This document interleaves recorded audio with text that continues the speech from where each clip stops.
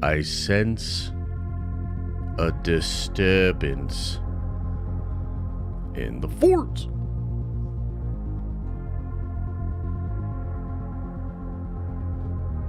And we gotta talk about it. Don't worry. Don't worry. I'm on my way.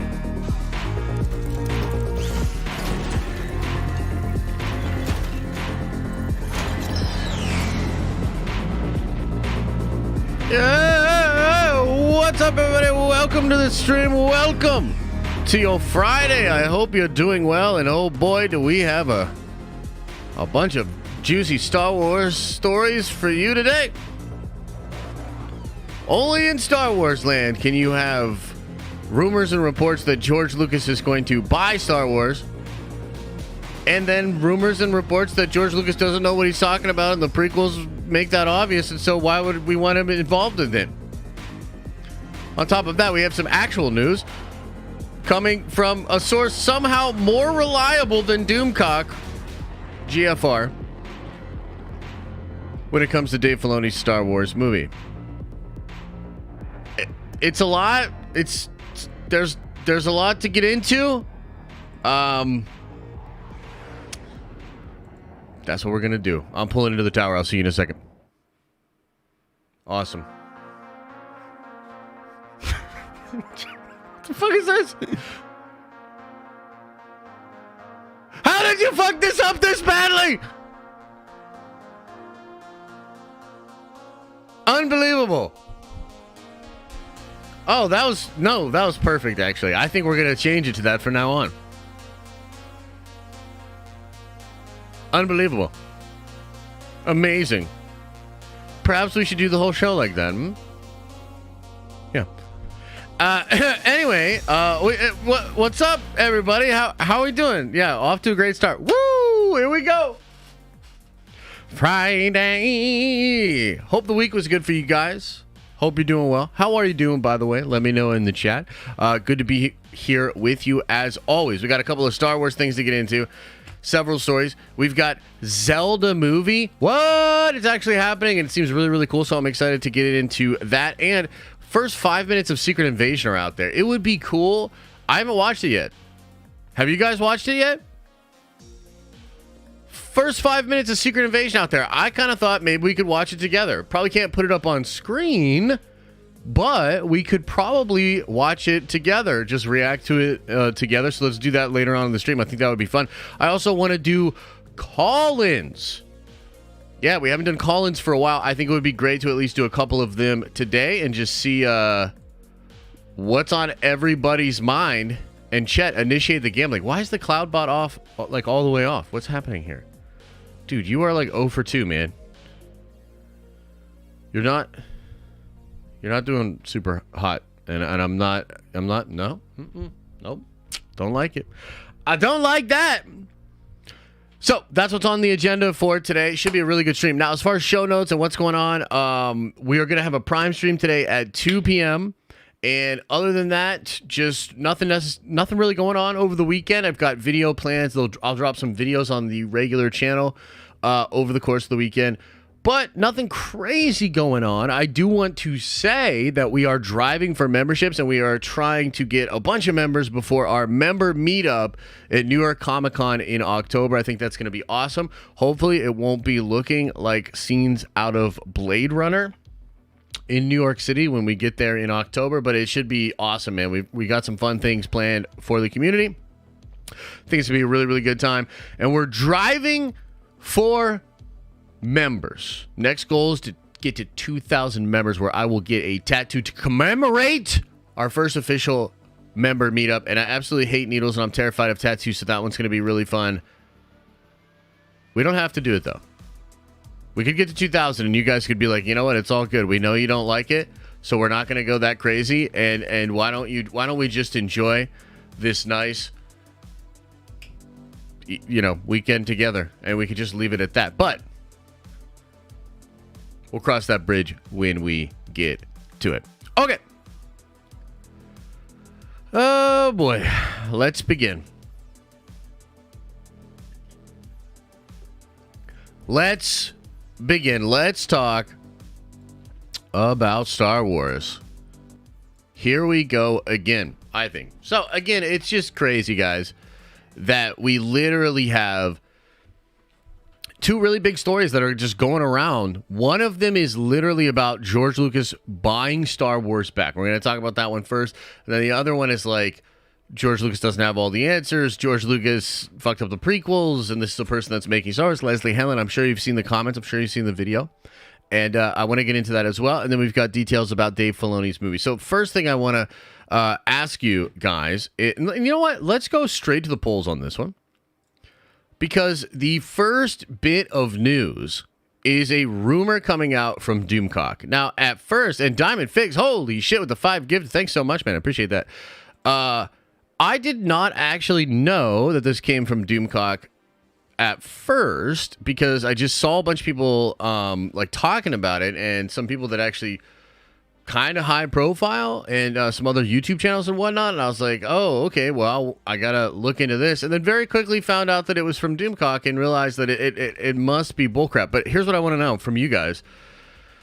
Do you believe that George Lucas will buy back Star Wars? Somebody said it's not from Doomcock. It's from Cameron Pasha. Is that true? Because all I saw that was that it came from Doomcock.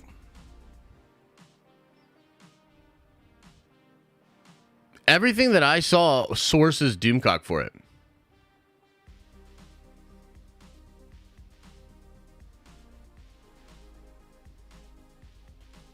Yeah. On the Doomcock show? Okay, so what are they? So they're like claiming that they have some source or whatever that's telling them that George Lucas is going to buy back Star Wars. They did a video together. Okay, so let me ask you this. The video where they did this, is it like a long video? Can we watch it? Or is it like them just droning on? Or is it like a succinct, like, here's what it is?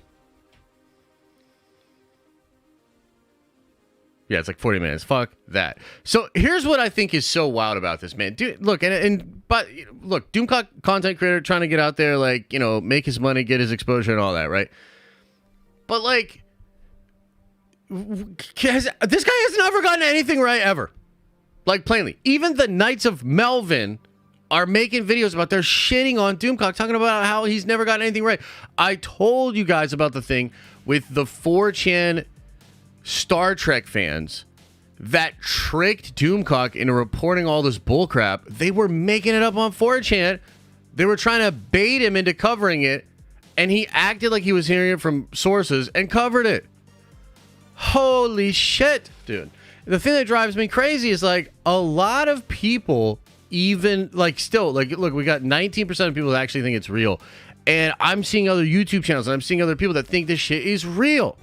So it's like, is it possible that George would buy Star Wars back? Well, fucking aliens are probably real. So I don't know. Maybe there's a possibility that something like that could happen.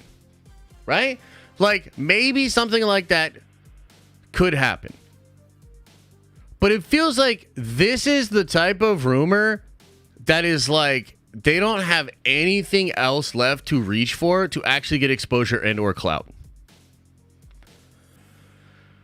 Like, this is the first time I've heard the name Doomcock in like a year. And it to me, it literally just feels like there's no other avenue by which this guy can get clout and get his name out there and get spread around, is to just swing for the absolute fucking fences of ridiculousness. Like, how the fuck is George gonna buy back Star Wars with stock given to him by Disney? Like, I'm sorry, man. Like, what in what universe does that make fucking sense? Now, Could George be brought back in some kind of a role or do something like that? I mean, maybe. But, like, dude, can you imagine the ultimate fucking L that it would be? Like, do you think they're going to walk out Bob Iger and do the reverse of when George signed it? And they're sitting there, and this time Bob's all timid and like, you know, looking like my dog just got kicked. And George is going to have the shit grin smile, and he's going to be the one sign. We're going to do a full-on reverse. We're just reverse Uno card, back to 2014, fuck this shit, give it back to George. Like, who are you people? Who are you people? What the fuck? I wasn't even necessarily going to go this hard on it, but it is so stupid. How could this possibly happen? Like, what? And oh man, like, would I love to be wrong? Yeah, I absolutely would. I'd love to be wrong. I'd love to be like, holy shit, George actually bought Star Wars back? That's fucking crazy. Now it's just back under George, even though he was thinking about retiring, didn't want anything to do with it, took the bag and ran like 10 fucking years ago almost now. Oh yeah, no, it's just gone too far, right? Like the entire sequel trilogy, oh man, that was one thing. Them buying his scripts and then not making him, oh, that was one thing. But fucking Reva, dude. Like Reva, bro. Like, oh, dude, that was the one. He was like, I couldn't deal with this shit. I couldn't deal with the overcomer. The motherfucker called them white slavers, dude. Get out of here. Like, who are you, motherfucker? Who are you people? Anyway, so that's the first story. Let's just forget about it. Get it out of my face. Now, the other thing that's crazy is that we've got actual news from Giant freaking Robot, who has, like, you know, a really bad reputation and has been just shit on for many, many years, to the point where every time I try to talk about a Giant freaking Robot report, you know, a bunch of you guys are like, dude, it's GFR. It's GFR. So it's like, how can we do that to GFR? Dude, do you know how GFR must be 1,000 times more reliable than fucking Doomcock, bro? So, like, how can there be people out there that believe that shit? And yet, like, every time I talk about a GFR article, I gotta, like, do the legwork to explain that, like, now they've got, like, some better people over there. They've actually got a ton of stuff right over the past couple of years, and they have actual sources. Have they been wrong before? Absolutely. You know what I mean? But, like, dude, what? It's just, like, crazy that we live in this universe that more people believe Doomcock than GFR. It's insane. So, I actually want to put a pin in that, though, because I want to talk about the Leslie Headland stuff first. Okay? Because I just think it's crazy, again, that on the one hand, it's like you have all these fans being like, Lucasfilm is going to sell Star Wars, or Disney, rather, is going to sell Star Wars back to George Lucas.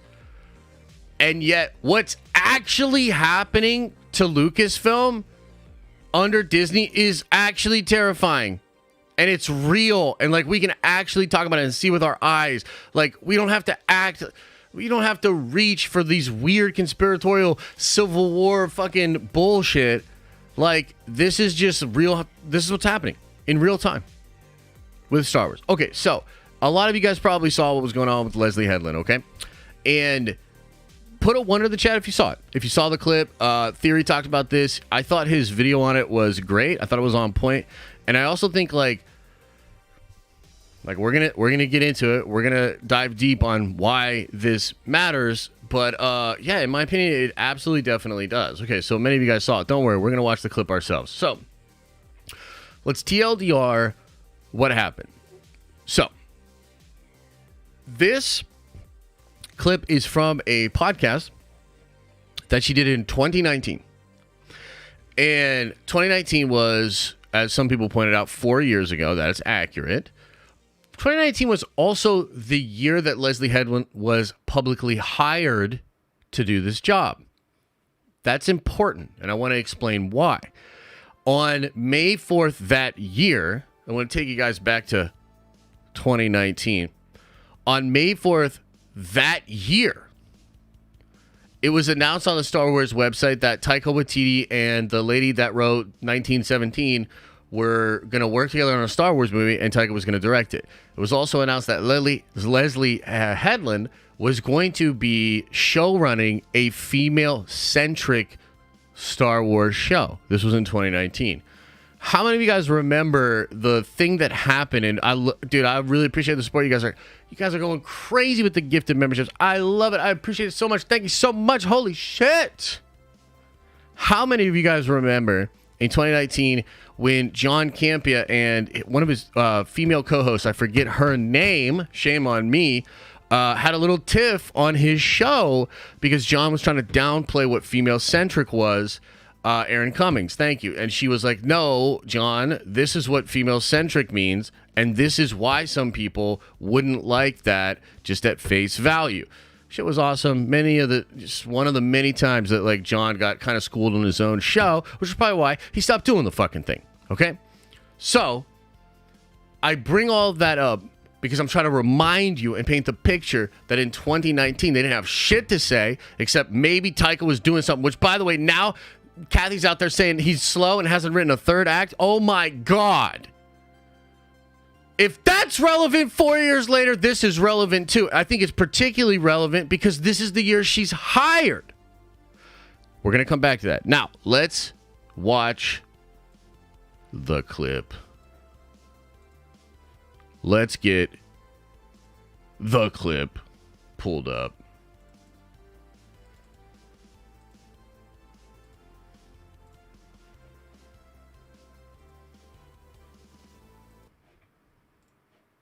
Okay. And we're going to watch this on Star Wars Theory's Twitter. Okay. Ready, everybody? Ready? This is like what we understand to be Star Wars. Like the idea that like that only came from George Lucas. That only George Lucas holds the key for what we understand to be Star Wars is just untrue. And I think the prequels are an excellent example of that. I mean, the idea that like when you're hiring a director, that everyone is sitting in there waiting for George Lucas and not for the person who's going to know to hire Ralph McQuarrie. That's the problem. That's the misogyny and the problem with the auteur myth as it stands today, because they're not thinking this is the person that will hire the right people and this is the person that will be able to create the lookbooks and direct people to get them to that place. They're just thinking, do you have all the answers? And the truth is that nobody does, and anybody that says they do is lying. This is like what okay. So we'll go through this. We'll break this down. Understand, but let's go through it again. The idea that like that only came from George Lucas. That only George Lucas holds the key for what we understand to be Star Wars is just untrue. And I think the prequels are an excellent example of that. I mean, so okay. A lot of times in these kind of situations, I like to sort of like steel man the other side, or I like to try to give the most charitable interpretation that I possibly can of what the other person is saying. And I think that's useful to just try to find a better balance for what is going on. Now, in what she's saying here, I think what she's trying to get at is sort of this idea of like Star Wars growing beyond George Lucas, and that it's actually was always more than George Lucas, and like, you know, kind of trying to make that point. But this is what I think is so weird is like to say that and then go to the prequels as an example of like why George doesn't get it is super weird. I also think bringing up like misogyny in this whole discussion is really super weird as well. When you're hiring a director, that everyone is sitting in there waiting for George Lucas and not for the person who's going to know to hire Ralph McQuarrie. That's the problem. That's the problem. But what is? I don't get what she's. That's the misogyny. Okay, yeah. And the problem with the auteur myth, as it stands today, because they're not thinking this is the person that will hire the right people and this is the person that will be able to create the lookbooks and direct people to get them to that place. They're just thinking, do you have all the answers? And the truth is that nobody does, and anybody that says they do is lying. Okay, so dude, it's such a weird clip, and I think, you know, it's obviously driving a lot of people absolutely crazy. And here's kind of like why I think this matters and why I think this actually is such a big deal. So number one, why would you ever make that point about George Lucas if you were going to work in Star Wars? Like, that's something I just don't get at a face value level. Why would you ever make that kind of a point about George Lucas? And I think the reality is, again, this is the year she was hired, and the reason she's bringing this up is because she feels very strongly about this. So she doesn't necessarily like just have Star Wars opinions. I'm sure she does. She claims to be a fan and claims to have been a fan for a long time, right? She has that. But what she also has is this like lensing of not only like what Star Wars is, but what are the problems with Star Wars? What are the problems with the fandom? What are the problems with the production? What are the problems with the perception and this myth and the misogyny that's baked into Star Wars, okay? And the reason that matters is because she is bringing this up in this interview because it is constantly on her mind and it's something that she is really passionate about. So what that probably means is Kathy Kennedy hired her because she feels this way, not in spite of the fact that she feels this way, because she feels this way. And this goes into all of the like the anxiety, the fear, the frustration that I think a lot of Star Wars fans have had with how the franchise has been handled over the past couple of years. And like, if that is indeed what is happening here, and you look at Charmin Obed Chinoy and the fact that she's literally an activist, that she's, you know, that's who she is, that's ingrained in her entire being. And now she's the one coming out, you know, being hired to do the Rey movie. You look at this sort of stuff, that is literally not in a like, oh shit, an agenda, like, oh shit, like culture war type thing. Like, no, just frank talk. That's an agenda. And that's like the thing that's driving people crazy is that Kathy seems to just be going after talent that has these kind of opinions, not just, oh, I love Star Wars, I love the myth, I love this, that, second, and the third. But hey, Star Wars is inherently problematic. Can you imagine hiring somebody that just thinks that Star Wars is inherently problematic? It's like, it's really kind of mind-blowing stuff. And I think the other thing is, like, when it comes to the Accolade, right? Because I saw, like, Theory's take on this. I saw his video, and I saw him say, like, you know, I've been really excited about Accolade. I've, you know, spoken highly about Accolade, and he has, and so have I. And we've both been excited about the possibility of what the Accolade could be. It is possible that the Accolade could be this amazing, flawless show. Like, I think the best version of it is something that maybe looks like Andor, has the production quality of Andor, the care that Andor had, but is also mystical. It also has the Force, deals with the Jedi and the Sith. That's a really cool combination.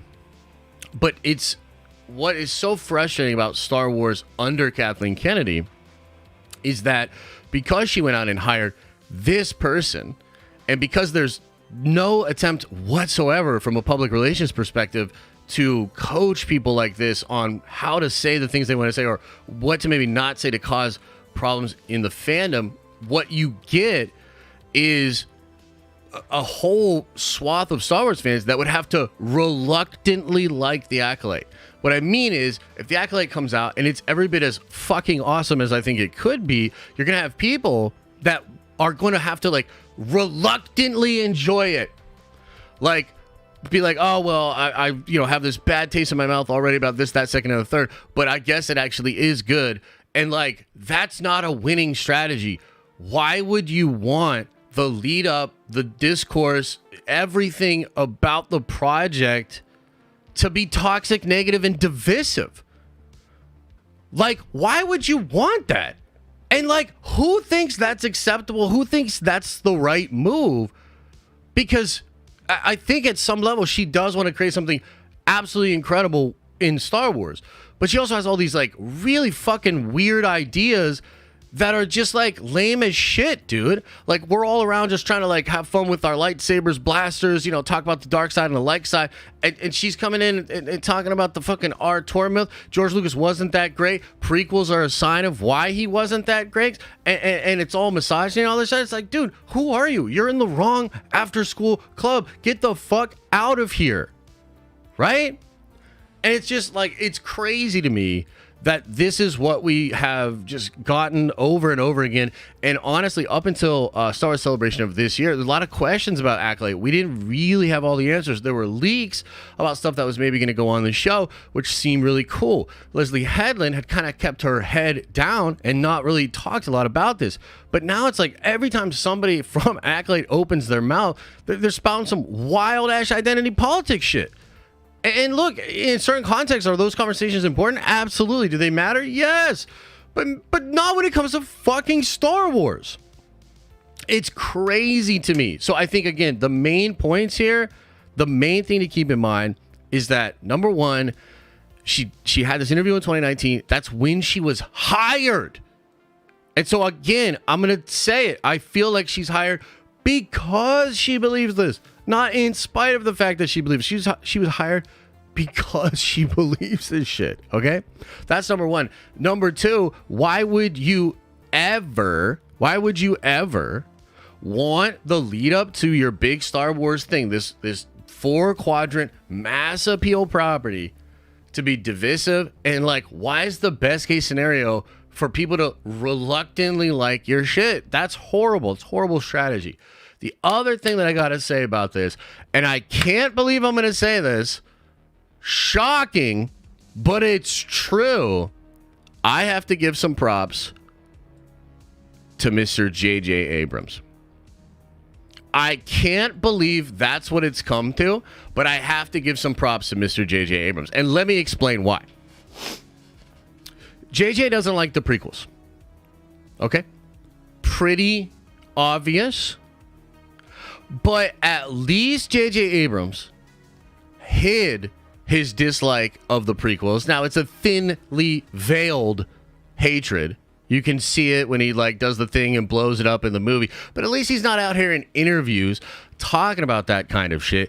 And at least JJ, for, you know, all of the criticisms that you can levy against the guy, he's not like actively working to deride the hype for the project. So, you know, when it came to Rise and when it came to episode 7, he did everything he could to try to create as much hype for as many Star Wars fans as was possible. He didn't come out here and try to intellectualize highbrow fucking film school bullshit, like explain to us why George wasn't the man, why the prequels weren't that good, and why there's fucking misogyny everywhere. Like,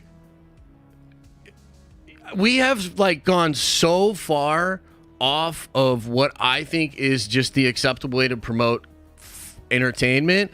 It's absolutely insane, and this is just another example of that. So while there are some people out there that will tell you this is 4 years old, this doesn't matter, like, you know, try to paint this picture that all of this is just noise and hatred, I think that's bananas. And for my own part, I will just say that Star Wars has become, and especially Kathleen Kennedy, has become a fucking parody of itself. It's laughable at this point, right? Like, early on, around the time of The Force Awakens, around the time of The Last Jedi, I would actually fight against Fandom Menace people because I thought they were out of pocket, overreacting, hate baiting, and doing all of these things. And it's literally almost like Kathleen Kennedy was like, hold my beer, I've got a self-fulfilling prophecy, prove these motherfuckers right. And it went absolutely crazy. It went bananas. So that's where we're at with Star Wars. That's why I think it's a broken fucking brand. Now, here's the thing. Here's one possible positive that could come out of this. It seems like most of the audience is not buying the heap of bullshit anymore. And it seems like it's actually gotten way past that. I would argue that, you know, the fact that people like Theory and myself are so vocally upset by this and continue to bash them all the time about this is an indication that it has gone past the pale, and it's no longer like just people that see a woman on a screen and get triggered. It's like, no, this is legitimately, it's bullshit, dude. And it's bugging more and more people to the point where, I mean, you look at what's going on with Indiana Jones. I mean, we'll see how that movie does. My prediction, not very fucking good. And I'm almost excited because I think maybe, hopefully, if Indiana Jones bombs, I think Kathy could be gone. If Indiana Jones bombs, I think Kathy could be gone. And it's like, and this is why, like, on Monday, right? Well, we're sitting there and, we're trying to talk to Mark about Indiana Jones. And, both of those guys, like, just, they want to believe. It's kind of like, honestly, it's kind of nice because I could, like, see the innocence and just, like, the copium and the love. Because, like, let's be real. Like, there's no, like, if you're positive about the Indiana Jones movie, if you actually think that's just going to be good, like, why? Like, you tell me why. And the answer back is because Indiana Jones is dope. I love Indiana Jones, and James Mangold's real good. And I understand that, but that's cope on high, bro. Like, I don't know. Maybe the movie will be good. I'm honestly sitting over here hoping that shit bombs into oblivion. For real, for real. I almost feel like going to big theaters and, like, giving people $50 to return their ticket and walk the fuck away. Because I think if it bombs, she gone. Say it with me now. If it bombs, she gone. One more time. It feels really good inside when you say it. If it bombs, she gone. Fanjexer says L. First goddamn thing this dude's put in chat in 5 years, and it's L? Holy shit. Good to see you, Adam. All right. That's where we're at.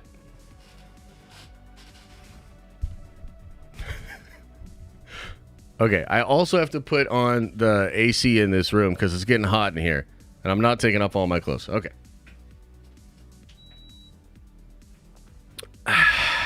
If it bombs, she gone. I actually love saying that. I'm going to say that shit all day. Okay. Next thing that we got to talk about.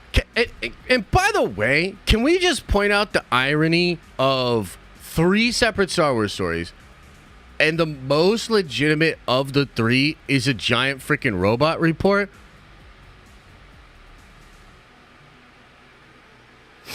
We're in the upside down, man. Put it on a shirt? I probably should. If it bombs, she down. Okay, so let's talk about the giant freaking robot report. I can TLDR it for you. I can also kind of give you my full thoughts on it, okay? So, GFR is reporting that Alden Ehrenreich, you know, the guy that's Kathy blamed Solo bombing on because he's not Harrison Ford? Yeah, apparently he's going to return as Han Solo for Dave Filoni's Star Wars movie. And on top of that, Leia Organa is going to be recast. Okay. Now, there's no mention of Luke in the article. Okay? But do you guys think that they could bring Alden back, recast a young Leia, and yet choose to do Luke Skywalker with the deepfake stuff? What do you think? What do you think? It would be weird having 2 recasts and a deepfake. Yeah? Yeah? Yeah. Okay, so if you couple this with the recent comments made by Mark Hamill and the fact that Shamook no longer works for Disney, and I'll throw another one in there. I actually did have a source tell me that they think if Luke shows up, it'll be a different actor, that they're not going to do the deepfake stuff anymore. And part of the reason is because it's just expensive. And I think that's fair. Like, it's just expensive. You look at the Indiana Jones movie again. If it bombs, she gone. And that movie cost like almost $400 million to make. Apparently because of reshoots, but also because when they did the reshoots, they need to do that deep fake over it to make it look like young Harrison Ford. You know what I mean? And it's like, okay, I wonder if in a time where they're losing their ass, not profitable, Bob Iger's literally taking shit off of Disney Plus to write it down. He's like, yeah, no, everybody remain angry at Zaslav. Don't realize that I'm doing the same thing. You know? At a time when they ain't got no money, is it possible that they've like, well, I think maybe we just recast now? You know?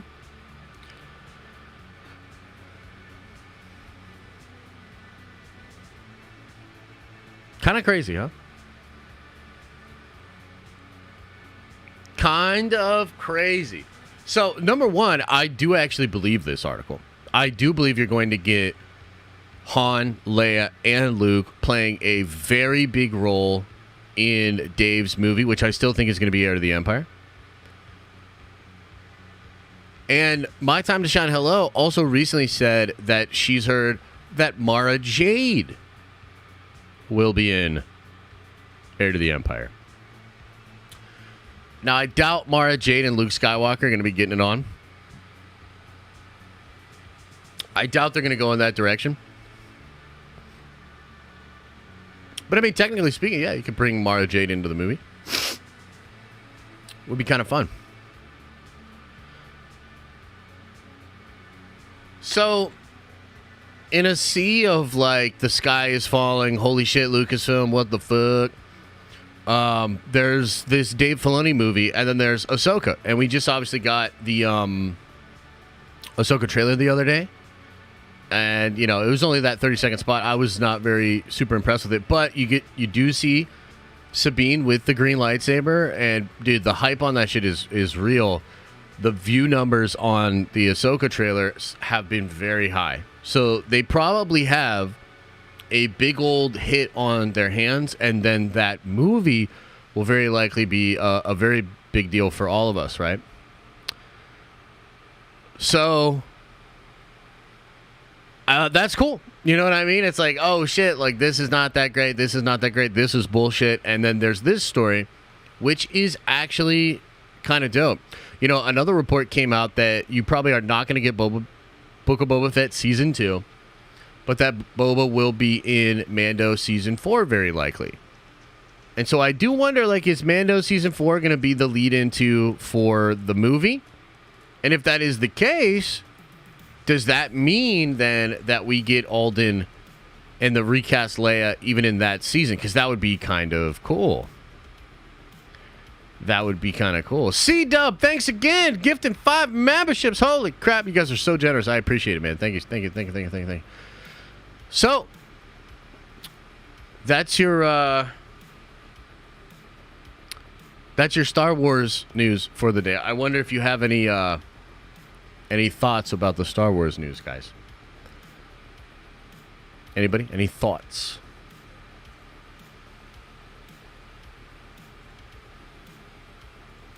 And there's actually, I want to pull up an article about, okay, here we go. I want to pull up an article about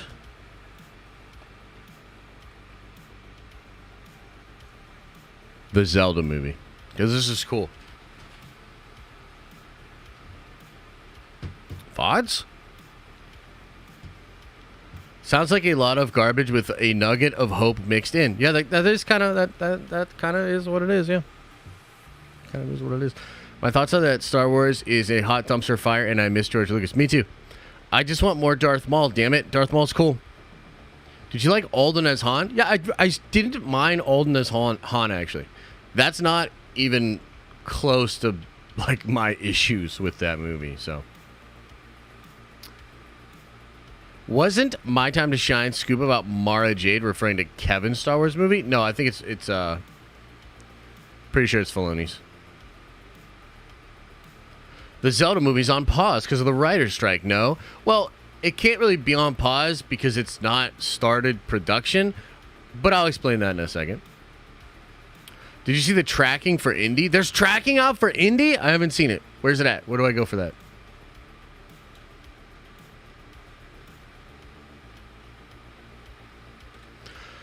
Box office tracking Indiana Jones. Ooh, 1 day ago. Okay, let's look at this first. Let's look at this first because you know where I'm going with this. If it bombs, she go! All right, here we go, guys. This one's for me. This one's for me. This for me, though.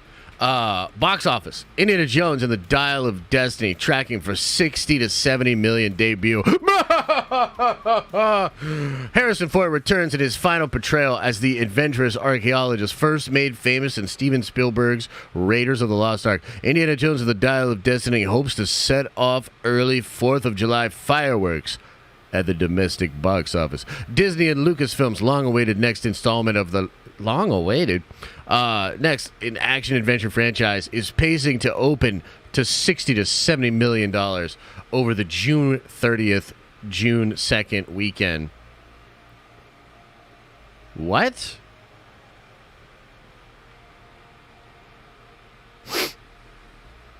According to early tracking, that's on par with Mission Impossible Fallout and No Time to Die. And those films didn't face such a crowded marketplace. The 5th and final installment of the story series once again returns Harrison Ford as the swashbuckling archaeologist and problematic older white man, Indiana Jones. The 80-year-old actor stars opposite Phoebe Waller-Bridge and others. The movie's sequel... What the fuck is this? Just keywords and search engine optimization? My God. Okay. Opening at 60 to 70 million domestic. What's the worldwide, though? They don't have a worldwide number?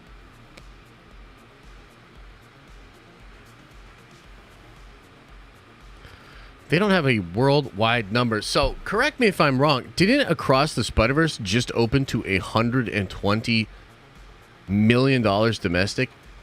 With a budget of $100 million.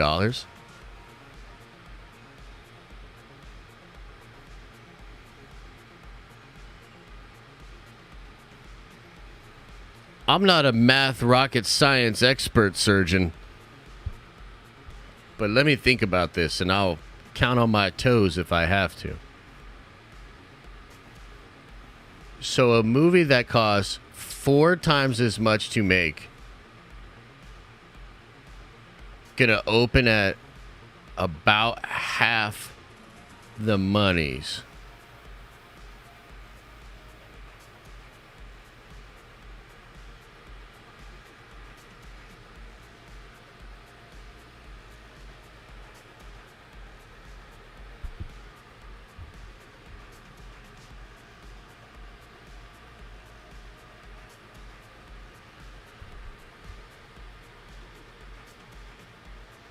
If it bombs, she gone.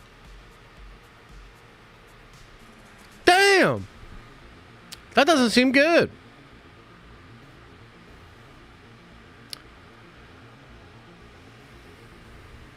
Worldwide 211 to 359. What a wide margin of error they've allowed themselves there. My God. My God. Okay. Okay. You know, what the main question on my mind is like, what's her excuse gonna be this time? What's her excuse gonna be this time? You know, and then also, how many days of celebration are we gonna have? Because, like, you know, back in the day in, like, you know, Roman times and shit, like, when a war, like a conquest was won, you know, there were, like, 60, 90, 100 days of games and celebration. You know? So it's like, how many days? Dude, Yub Nub for real, bro. Like, I'm all... I got to go out and get this. I got to go get the Dom Perignon. I got to go put it on ice.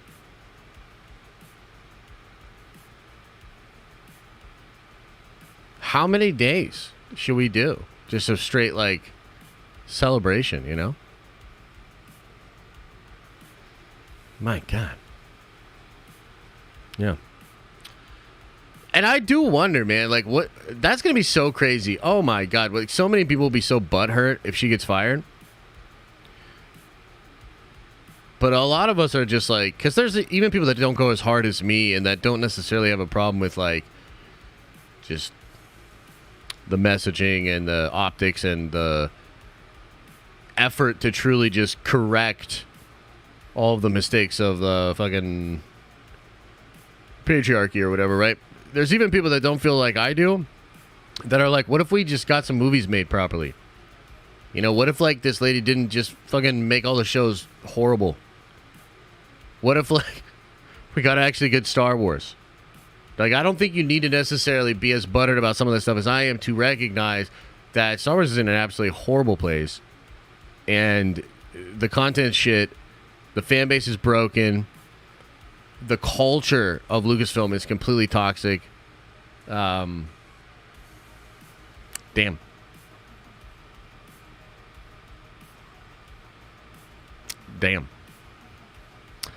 But this is actually good news, believe it or not. You know what I mean? Like, it's good news. Wait a minute.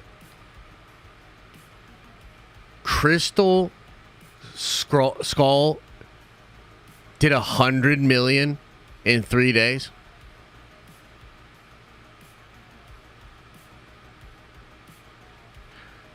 So the worst Indiana Jones movie ever that came out 15 years ago did more money than what this movie's tracking to make.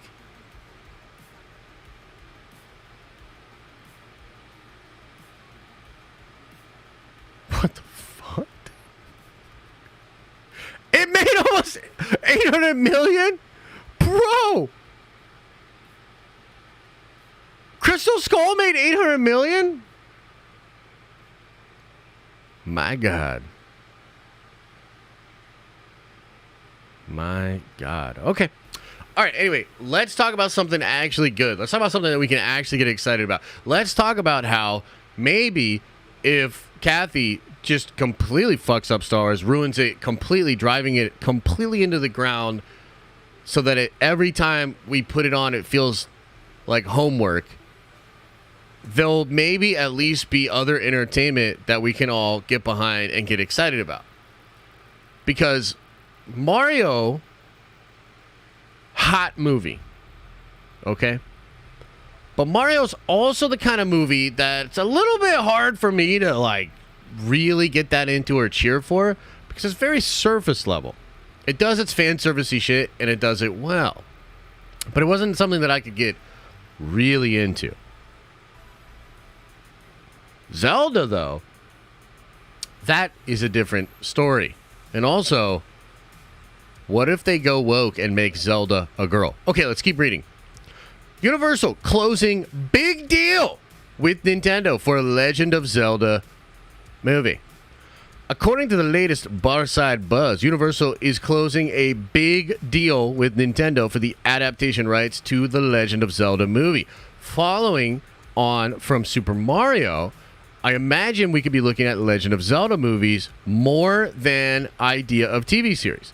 The buzz comes from insider Jeff Snyder from this week's edition of the Hot Mic podcast. Feel free to check out the video. The story is the first one up. It's not like you have to find a specific timestamp. However, it's at 3:58. Snyder brings up the rumor he's heard if you want to go straight into it. Should we watch it? Did you guys get all triggered? Trigger warning. Yes, I know Zelda's the princess. God, you guys, man, you're more ready to get upset than you are to laugh. You know? That's a shame. That's part of the problem. Okay? I'm not saying it to be mean. I'm saying it to be funny. Let's watch this shit.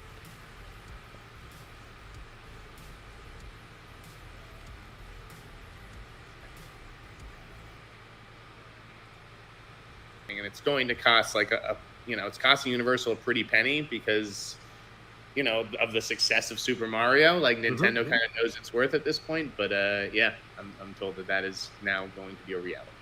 Wow, well, that's great to see. I mean, they certainly. Hang on, we got to go back a little bit. From a great source, and I didn't want to just blurt it out. Blurt it out, motherfucker. Okay. So I did call yesterday. Never heard back. Okay. So we're just going to put it out there. Again, not a big shocker, but from what I'm told, getting close to official. I'm told that Universal is, in fact, closing a, quote, big deal. Universal is. Okay. With the Nintendo Corporation for The Legend of Zelda. Damn, interesting. Okay. Zelda is looking like the next big Illumination Nintendo franchise, which again, I think we were all sort of expecting. Yeah. But yeah, I'm told that is happening, and it's going to cost like it's costing Universal a pretty penny because of the success of Super Mario. Like Nintendo kind of knows it's worth at this point, but yeah, I'm told that is now going to be a reality. Wow, that's great to see. I mean, they certainly, as you said, Mario going over $1 billion. We've seen success with Sonic the Hedgehog with 2 films now that were pretty much well received, and now let's open Legend of Zelda. A lot of people have been clamoring for a Zelda film for quite some time. Yeah. If they get this one right, man, it could really turn around this narrative once and for all that seems to come out every time a video game or a film based on a video game comes out. Is this a curse? Maybe now with all these wins and successes over the last few years, this will finally turn the narrative around if they can get this one right as well. And this one is arguably one of the biggest, if not the biggest. Oh, it's the biggest. Ever when it comes to video game franchises, Legend of Zelda. So a lot of people. It's not. Oh, well, hang on. Let's see what he has to say. I mean, I think Mario is on a. Yeah, so Mario's the biggest, maybe by straight numbers. However, I think there's the most potential to do some really interesting stuff in the cinema with Zelda. But let's listen to what he says, and then I'll give you my take. Different level. I never really, I was a Nintendo kid, but I never really got into Zelda. Okay. For some reason. I've played a lot of Zelda, but I never really loved it like I did Mario. And I really like that Mario movie that Universal made. Right. But I imagine that they're going to take their time developing this and everything. You want to get it right. Yeah. You want to get the voices right, although I don't think you have the same pressure on you that you have when you're, casting Mario. True. You have a little bit more leeway with Link, and yeah, we'll see. Yeah, be interesting for sure. Yeah, I'm looking forward to it. Okay. Okay, that's fucking dope. Now, dude, I'm old enough on these here internets to remember a time when Netflix was rumored to be developing something live action with Zelda. Do you guys remember that? There were even some things created with Tom Holland. Do y'all remember that? So man, I have so many thoughts. I mean, number one, there's sort of the business side of the brain that sort of goes off and considers the success of Mario, the success of counter programming to Disney. It really does feel like there's almost this effort to support things despite Disney. That's how bad the PR and branding has broken down between Disney and a lot of the consumers.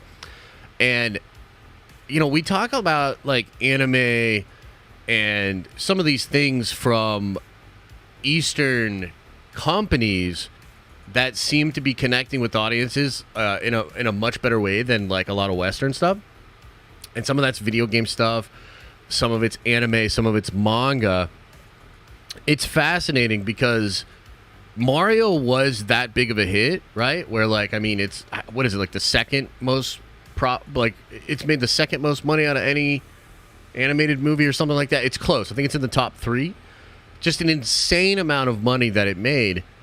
And I think the whole effort of Mario and the effort of having these people involved, Nintendo people involved, was to just nail the adaptation. It really feels beyond any sort of agenda, messaging, or anything. The goal of Mario is just to give you the wish fulfillment that you got from the Mario games, the nostalgia you got from the Mario games, and to just adapt well. Okay? But it's really surface level, dude. Mario is the movie is very surface level, but I would argue the games are very surface level as well. when it comes to Zelda, when it comes to Link, it's a little bit different because there are all kinds of different Links, and there's a lot of like in Wind Waker they sort of like play with this concept of like past Links and past lives, and like Link is a hero that exists in many different iterations, constantly fighting Ganon, constantly there to help Zelda and the Triforce, etc. There's a lot of depth that you can do from the lore perspective. And I also just think that the fact that it's like a high fantasy story that involves like the Triforce of Power, time travel kind of, with like the Temple of Time and some of that stuff, magic, awesome villain design, you know. I think it's like it could be big. It could potentially even be bigger than Mario, you know, if it's done the right way, and also if it leads to other stories. You know, again, there's just so much depth that you can do with Zelda, right? I'm quite excited, man. I think it would be awesome. I think the music is dope. It's super iconic. Link is interesting because Link usually does not speak in the games. In fact, I don't know if Link has ever spoke in a Zelda game, but you usually have other characters like, what's her name? Navi? Is that her name? The little fairy that sort of follows him around and, you know, points him in the direction of things like that. So there are ways to sort of get that communication across, which is kind of interesting. But I'm sure these are all the conversations that they're talking about. But from the business perspective, because they wouldn't even go after this deal, and they're closing a massive deal. So whatever this is, dude, this is going to be a huge deal. Like probably hundreds of millions, like something similar to what you got from the Rings of Power. Maybe not as much, but yeah, dude, like getting that deal just signed in general is a huge part of it. Then you're going to have, I mean, I wonder if Miyamoto is Miyamoto still alive? You know, I feel kind of fucked up saying that. I just don't follow this stuff as closely. If Miyamoto's still around, then like, you know, having him be involved in that process from the design perspective is really fascinating. So I am very excited. I think between he is okay, cool. So between the video game stuff really picking up steam, because even like The Last of Us, which I didn't watch, you know, it's not really my thing, but from the business angle, I was like, wow, this is crazy. They're actually getting the video game guy Druckmann to like be a huge part of that, to like make sure that works, and that's obviously working a lot better. Hollywood constantly does this. They identify stuff that already has a built-in fan base and that has like lore or what they would call source material. So there's like a lot of source material that then they can adapt, right? It makes it easier than just coming out of you know, out of nowhere with like a new IP. That's you know, they're very risk averse. They don't like doing that. That's why comic book movies became a thing. And even before the MCU, even before like the success of some of the Fox X-Men, that's why you had comic book movie all the way down the line to like the Dolph Lundgren Punisher, the old, you know, all that old stuff. It's the same idea. They've tried it constantly with video games. They've usually fucked it up. Michael Fassbender, Assassin's Creed, even the Warcraft movie, which had beautiful effects. It just doesn't quite capture the magic of the game. It has never really quite clicked, right? But you're starting to see that it can click and it can work, especially if you bring in the right creative people. I've been working on a video for my upcoming Warhammer channel. Yeah, that's right. You thought we weren't going to go a whole stream without talking about Warhammer. You're wrong. So I've been working on like my Warhammer channel stuff, and this is one of the points I brought up was like Hollywood constantly looking for these kind of things. Warhammer probably has one of the most rich lore out of any IP ever, but Games Workshop is like pretty protective of how it's adapted, similar to Nintendo. So we're finally getting to a point where like I think Hollywood is recognizing there's a lot of gold in these game worlds, these video game worlds, tabletop game worlds. I mean, that's what the Dungeons and Dragons movie represents, is like trying to capitalize on that. It's an interesting time. One has to wonder will the video game movies be like the new MCU? Because especially when it comes to these Nintendo movies and Illumination specifically, they've now done a really good Mario movie, which we all think the sequel is going to be a banger, even better.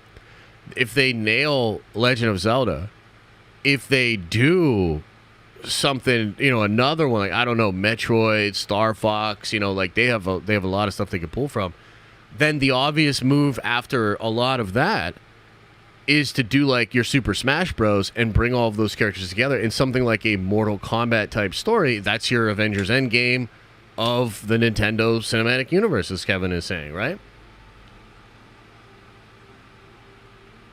Wild, bro. You know what I mean? Like, it's truly crazy times and crazy stuff going on in the world. But I'm pretty excited for Zelda. I wonder what you guys think, but let me know. Hey, should we watch Secret Invasion? Should we watch Secret Invasion?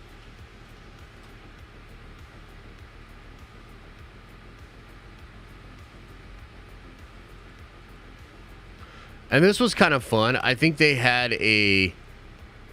I wonder if they'll... Let's try. Fuck it, man. Let's just try. Let's try to watch it together. Worst that happens is they, like, block the stream for a little bit and then I could take it down, okay? So this was kind of fun. They did a thing where you had to, like, figure out this password, figure out this website, and then get there and watch the 5 minutes of the episode. I think that's kind of cool. Let's get this stream shut the fuck down. They're going to snipe me? We'll find out.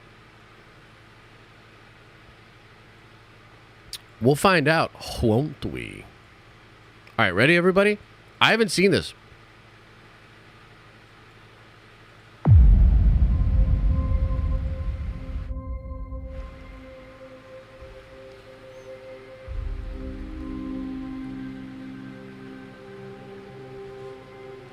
I'm going to have to keep looking over to make sure our copyright shit isn't going crazy.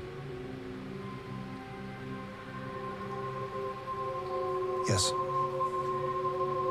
I'll be right there. Don't move.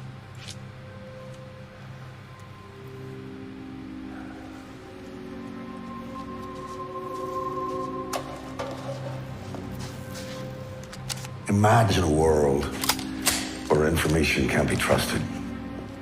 Not very hard, is it? Society starts to fray.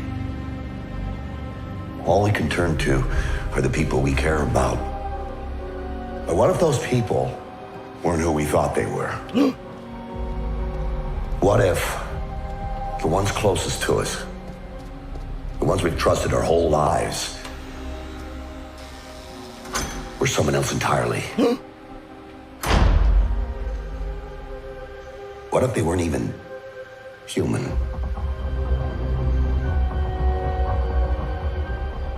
Oh no. Okay, heads up. We've detected copyrighted material in your stuff, so that sucks. Why won't they just let us do that? You know, we honestly wouldn't have this problem on Kick. I'm just going to put that out there. It's the first time I've brought that up, but it's true. We wouldn't have this problem on Kick. Okay, so I think we're just going to have to watch it, like, together. Okay? So what we'll do... Where are we at with this? See, this is, like, so fucking stupid. Now I have to, like, jump through hoops to avoid the copyright. Like, what's this for?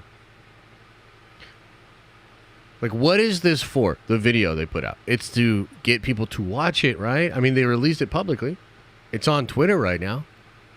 So, like, what's it for? It's to get people to want to watch it and react to it and talk about it and get excited.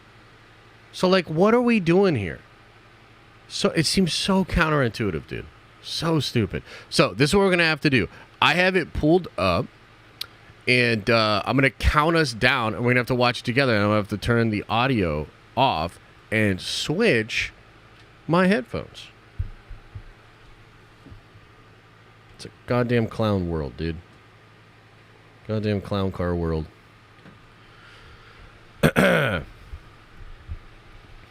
Okay, ready? Wait for me!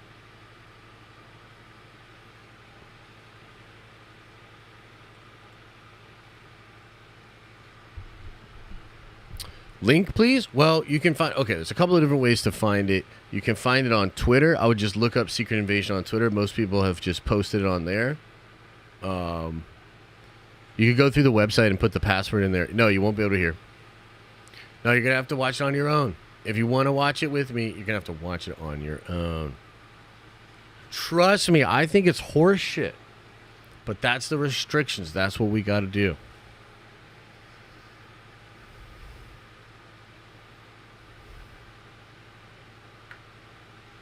I'll give you guys a second more to get it set up.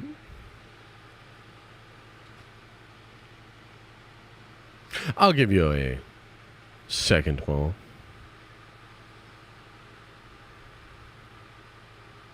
What's it on? I would just go to Twitter, man. Marvel's so thirsty. Wait, what? Kick looks like Twitch. Yeah, it's a similar thing. Timestamp. We're just gonna start over. We're gonna do the whole thing over. I mean, like, and I think it's goofy, goobly glob bullshit, but that's what we gotta do. Yeah, exactly, Koopa, bro. 100%, dude. So stupid. Okay, guys, I'm gonna count us down. Here we go. Ready? Let's watch this together. In 10, 9, 8, 7, 6, 5, 4, 3, 2, 1.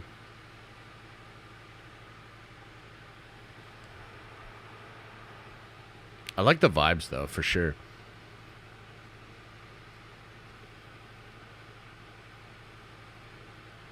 We know the first 2 episodes are over 50 minutes each, so it's going to be like a nice, long, atmospheric...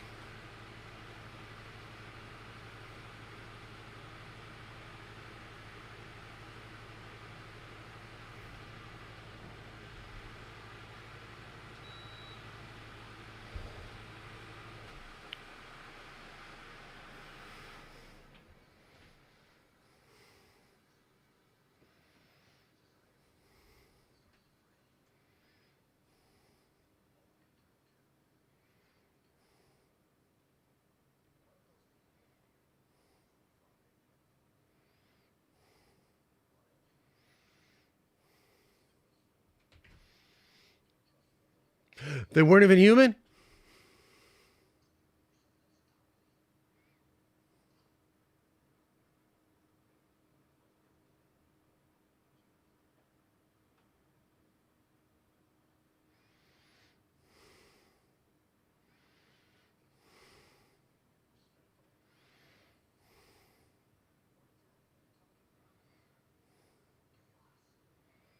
This dude's awesome. Got a great voice.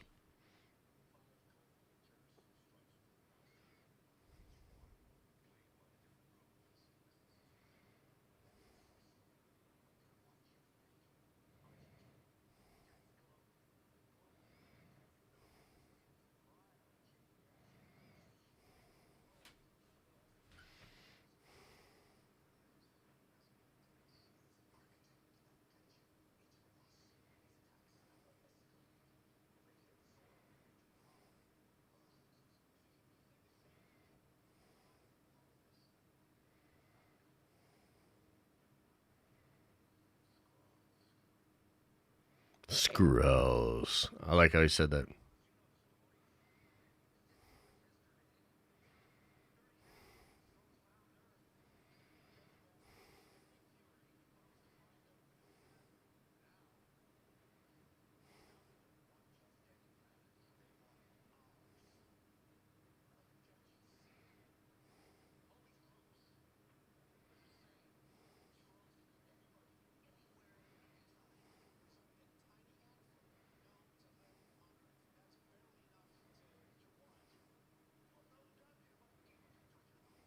You got no goddamn idea, Russ.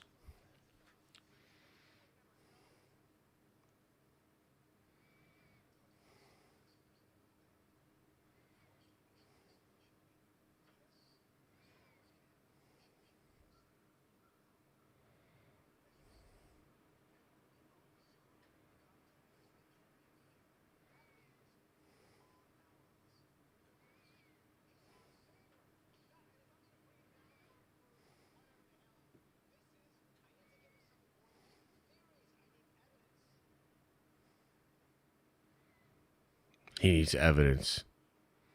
I know. Now everybody's coming to the chat and be like, what's going on? What's this dude doing?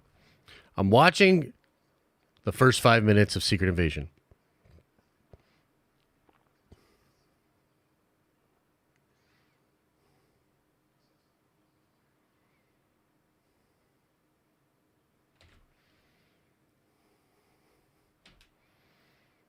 Is it good? Yeah, I'm liking it. It's cool so far. I'll talk about it in a second.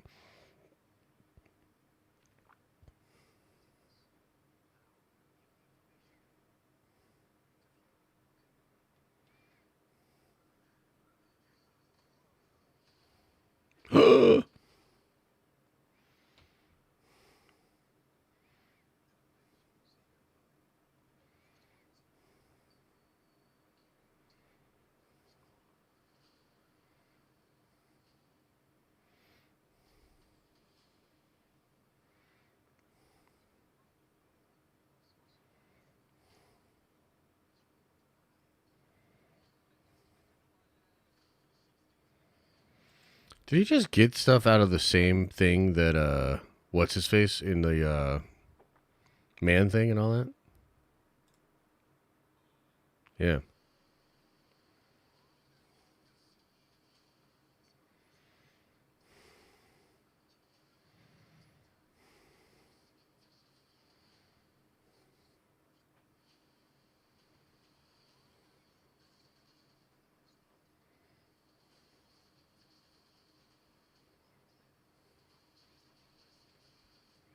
Very cool. So then it kind of just goes into a regular trailer. But I think the first 5 minutes of footage are actually really cool. Like, it's very atmospheric. It's very, like, paranoid. Oh, my God. It's got good vibes. It's got good vibes. You don't see a lot. You know what I mean? But, that can't be the first 5 minutes, right? Oh, I think it is. I think they've advertised it as such, the first 5 minutes. Yeah, it's really cool. It's got a really good vibe.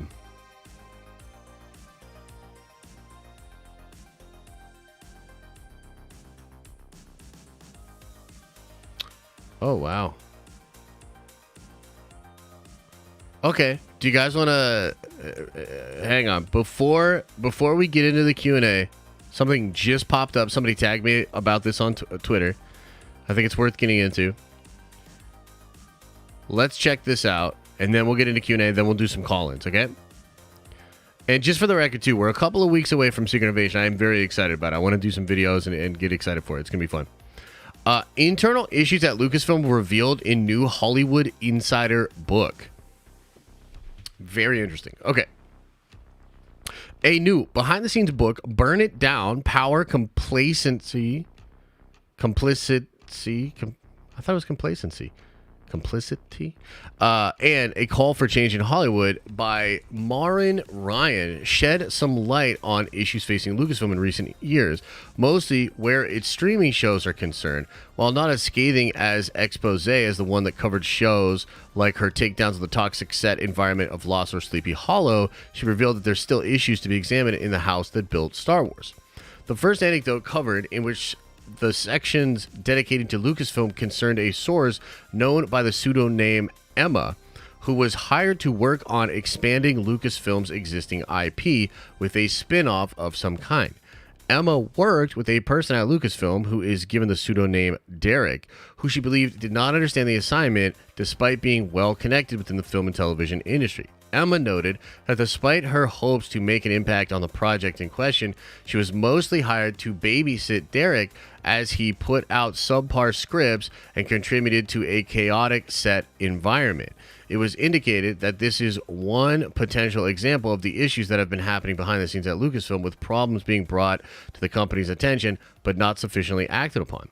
Another anecdote concerns someone under the pseudonym Christopher, who indicated that the pursuit of making movie-quality television shows often come at the expense of television writers. While Christopher does not appear to be a Lucasfilm employee specifically, he expressed concern that the directors and producers from movies have taken the reins of these sort of projects. Case in point, Emma noted that one Lucasfilm runner, presumably Derek, dismissed concerns about micromanagement of a writer just because of their status as an executive. Emma also had concerns about budgets at Lucasfilm, as it seems the company is willing to overspend on projects instead of approaching them with a fiscally sound mindset, with the budget on one project doubling and potentially further increasing following her departure. Despite that approach, stemming from confidence following success of The Mandalorian, it may no longer fly in 2023 with Disney tightening the budgets. That's true.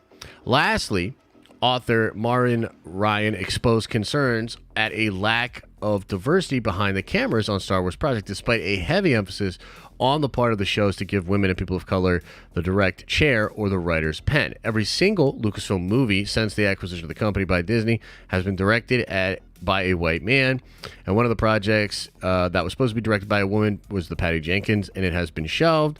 Untitled movie directed by Taika, written by Christy Wilson Carnes, has gotten intermittent updates, while Lucasfilm President Kathleen Kennedy noted that Rogue Squadron is still very much a project that we're looking to do, but it seems unlikely that Patty Jenkins would direct at this time. The big exception remains Sharmeen Obaid-Chinoy's movie, which will bring back Daisy Ridley, blah, blah, blah, blah, blah, blah, blah. Okay, interesting. So there's a book with some whistle calling going on over at Lucasfilm. I'm kind of interested in this whole idea of like the producers and showrunners dismiss concerns about micromanagement of a writer because of their status as an executive. But I mean, like, isn't that just kind of always what happens on a movie set or a TV set? She was mostly hired to babysit Derek as he put out subpar scripts and contributed to chaotic set environments. Who do you think that could be? That's crazy.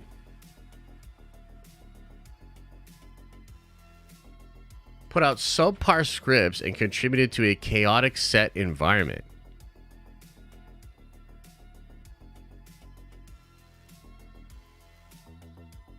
Emma worked with the person at Lucasfilm. She believed she did not understand the assignment despite being well connected within the film and television industry. Is this Robert Rodriguez? Ryan? No, dude. It's Joby Harold? It could absolutely be Joby Harold, yeah. That's Joby Harold. Damn, dude. Yeah, that makes sense. Wow. Interesting. Okay. Kind of interesting. But I just saw that, wanted to share. Okay, let's get in, ladies and gentlemen, to the super chats, to the member chats, and just see what you guys want to say about everything. We'll then do a few call-ins, and call it a day. Mariana, first in today, says, so dumb what Leslie said. Gonna give ammo to more culture war YouTubers and keyboard warriors. Accolade is cooked. I may not watch it. Yeah, it's kind of unfortunate that exists. But again, the points I was trying to make is like, I strongly feel that she was hired because she feels that way and because she has those thoughts. It's just crazy, dude.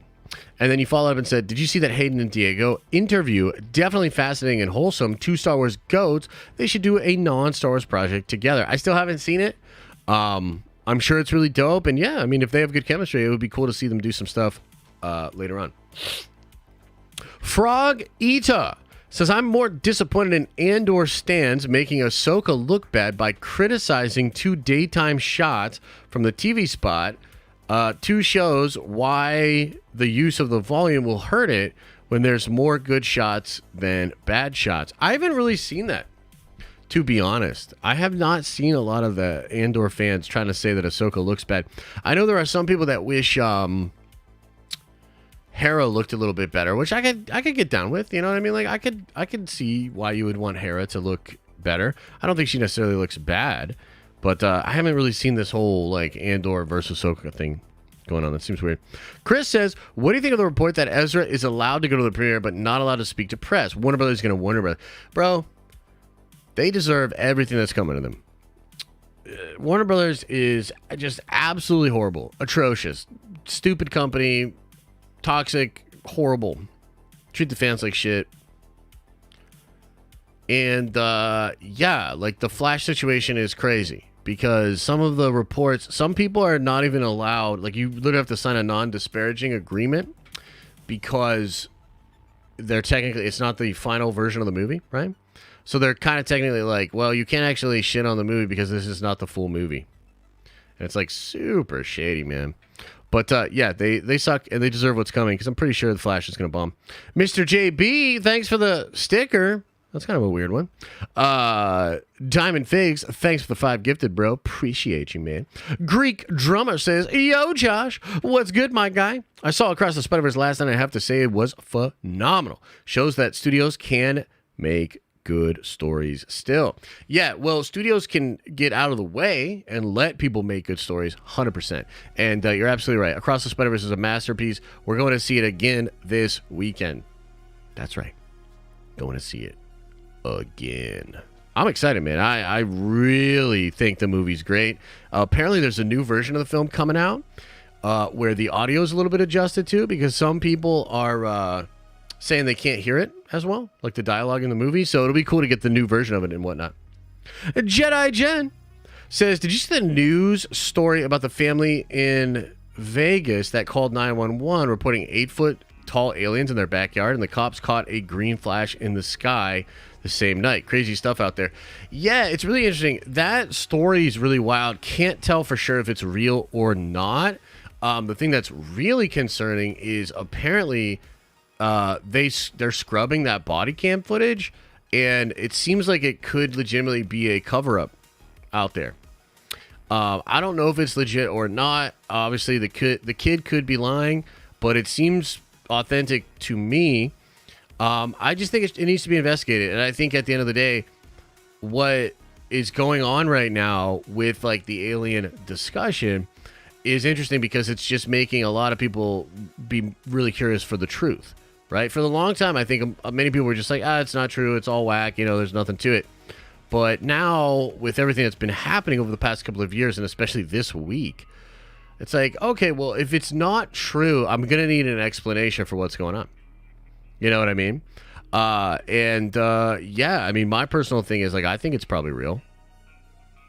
I joked about it on Twitter, but I was like, dude, watch Marvel have to cancel Secret Invasion because we're actually being invaded by aliens, just like they had to completely rechange Falcon and the Winter Soldier because of the pandemic. Crazy. But yeah, let's get it. Aliens, let's go. Darth says Doomcock is Mark Fernandez. No. Mark, I promise you, Mark has way better shit to do than put like a fake ass toilet face on his head and spout a whole bunch of bullshit. DAC says, you gifted 5 memberships. Appreciate that. Mr. JB gifting 5 memberships. You guys are so generous. I appreciate you. Thanks for the love. The Saviors 007 is back as a member. Thank you so much. Appreciate you. Hunting Dude says with a 10 spot, hey Josh, it's wild the Acolyte director said all that she did. Still holding out on judging the show until I see it, but it's not looking too hot at this point. Much love. Nerd Vengers for life. Yeah, 100% agree. Like, at the end of the day, like, this is another thing I said was, dude, this movie could be awesome. Or the show. It could be incredible. Like, it could be absolutely incredible. But why does the lead up to it? Why do the interviews? Why does it feel like every time somebody involved opens their mouth, we get some divisive, goobly glob bullshit? Like, I just don't understand why it has to be like that. And the thing that's really tough about Leslie, like, here's the thing. If it looks like a duck and it quacks like a duck, it's probably a duck. When this show was first announced, it was announced as female-centric. And many of us were like, okay, well, that's weird. What does that mean exactly? I don't know if does that mean I'm not going to enjoy it as a man? Like, what's the deal, right? And then, like, you find out that Leslie is, like, feminist, almost borderline activist, despite being the assistant for Harvey Weinstein, which is, like, super ironic and weird. And then you have her actors coming out and saying like the patriarchy and shit at Star Wars Celebration. You have a resurfaced interview of her in 2019 talking all this bullshit about prequels, misogyny, George Lucas. And it's like, if it looks like a duck and it quacks like a duck, like it's a duck, bro. It's like, why do we have to keep going through this? I don't understand, you know? And I think given everything that's going on right now in the marketplace, I think, you know, I think the times might be changing. You know what I mean? But again, like almost everything, Kathleen Kennedy's 20 years behind the times. The times are changing, and she's 20 years behind the time. And that's why it's important that if it bombs, she gone. You know? Thanks for the love, man. Andrew says, Wild AF, man. What in particular is she talking about regarding the prequels? What misogyny? Would love more insight. So I think when she's talking about misogyny, she's literally saying that, like, people say George Lucas made Star Wars instead of, like, a female hired Ralph McQuarrie. And so, like, the reason you think and you've been told that George Lucas created Star Wars, the reason you think and have been told that J.R.R. Tolkien created Lord of the Rings is not that they did that shit. It's that misogyny. Do you know what I mean? And it's like, what? Like, that's just a bad example because George did make everything. He does have all the answers. And the prequels kind of fucking slap, dude. Like, it's so weird to me that you get hired by Disney Star Wars and you're not, like, aware that the general narrative towards the prequels has changed because the sequel trilogy was such doo-doo, doggy, boo-boo, fucking, I can't even think. It was just ass that now people have gone back and appreciate the prequels more.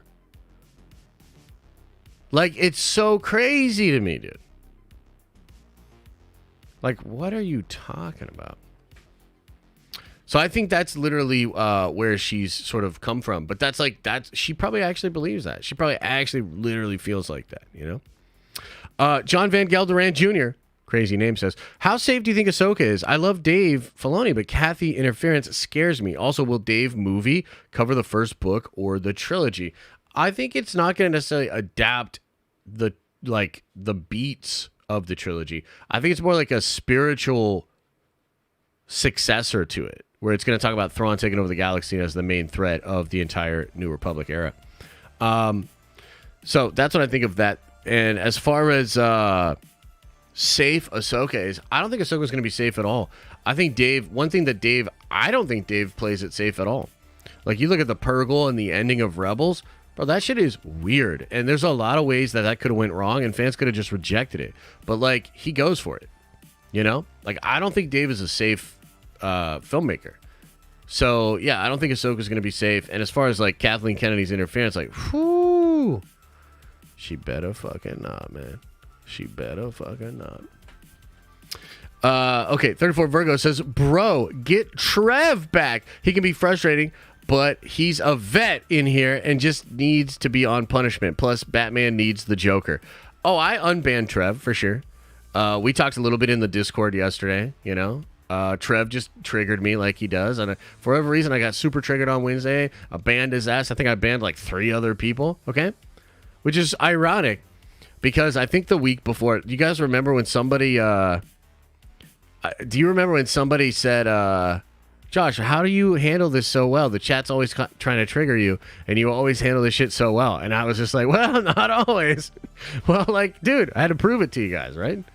So on Wednesday, I was out for blood. Y'all remember that, though? The guy's like, dude, how do you do it? You're always so nice. I'm like, I don't know about that. But thanks, 34 Virgo. I appreciate you, bro. Mason says, just got here. Repeat literally everything.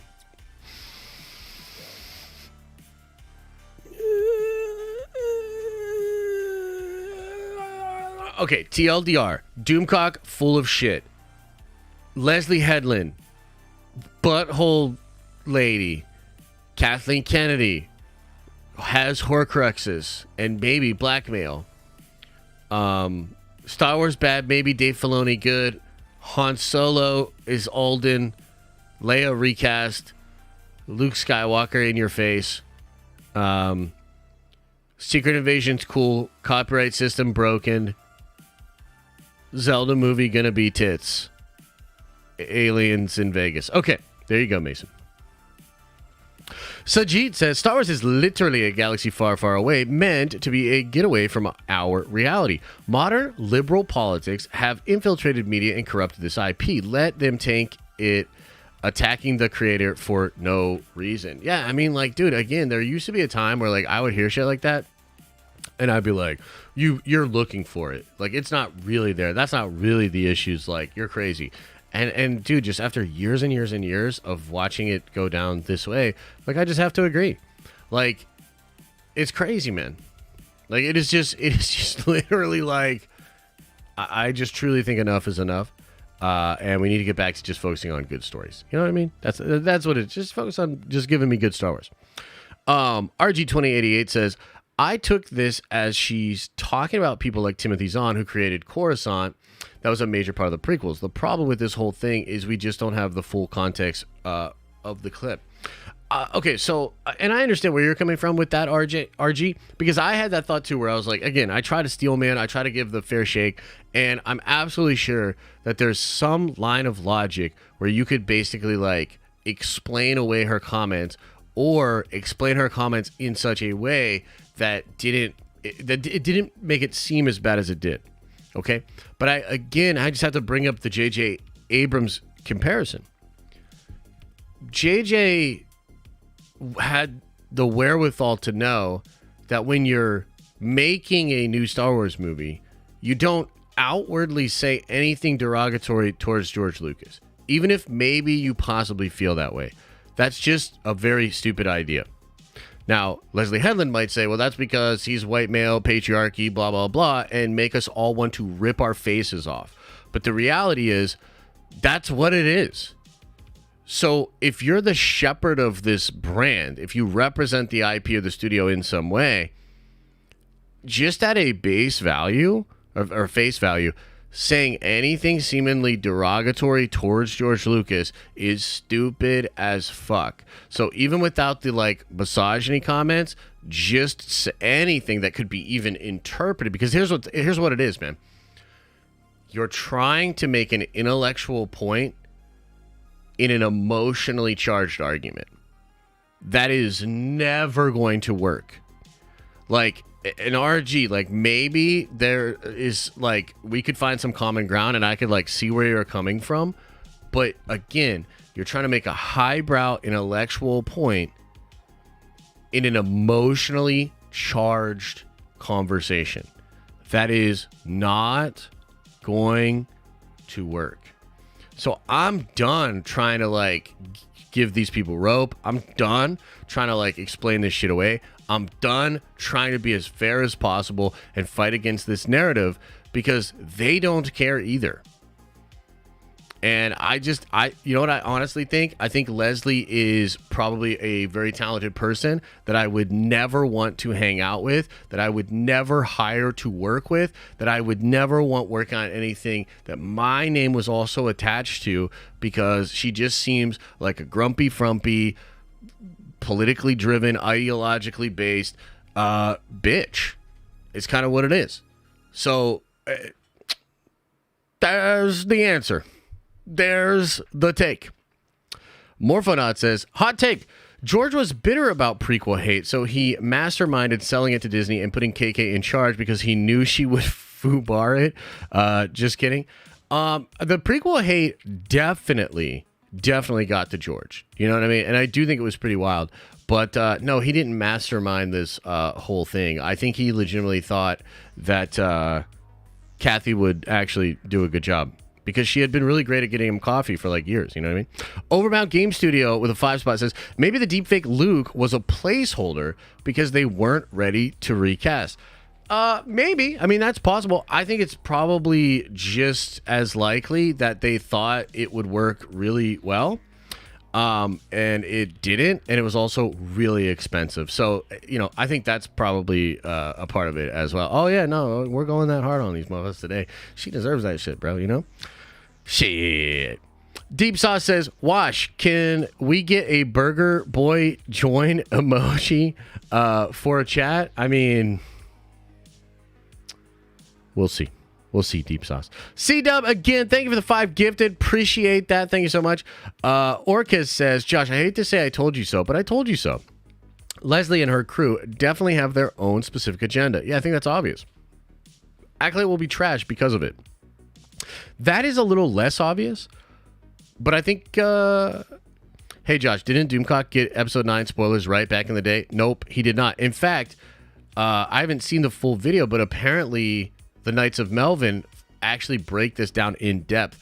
And I'm so glad that he did, because that is something I hear all the time, or I used to hear it a lot more, where it was like, Doomcock got it right. No, he didn't. Doomcock was talking about how they were going to blow up the fucking Millennium Falcon with like everybody on it and shit.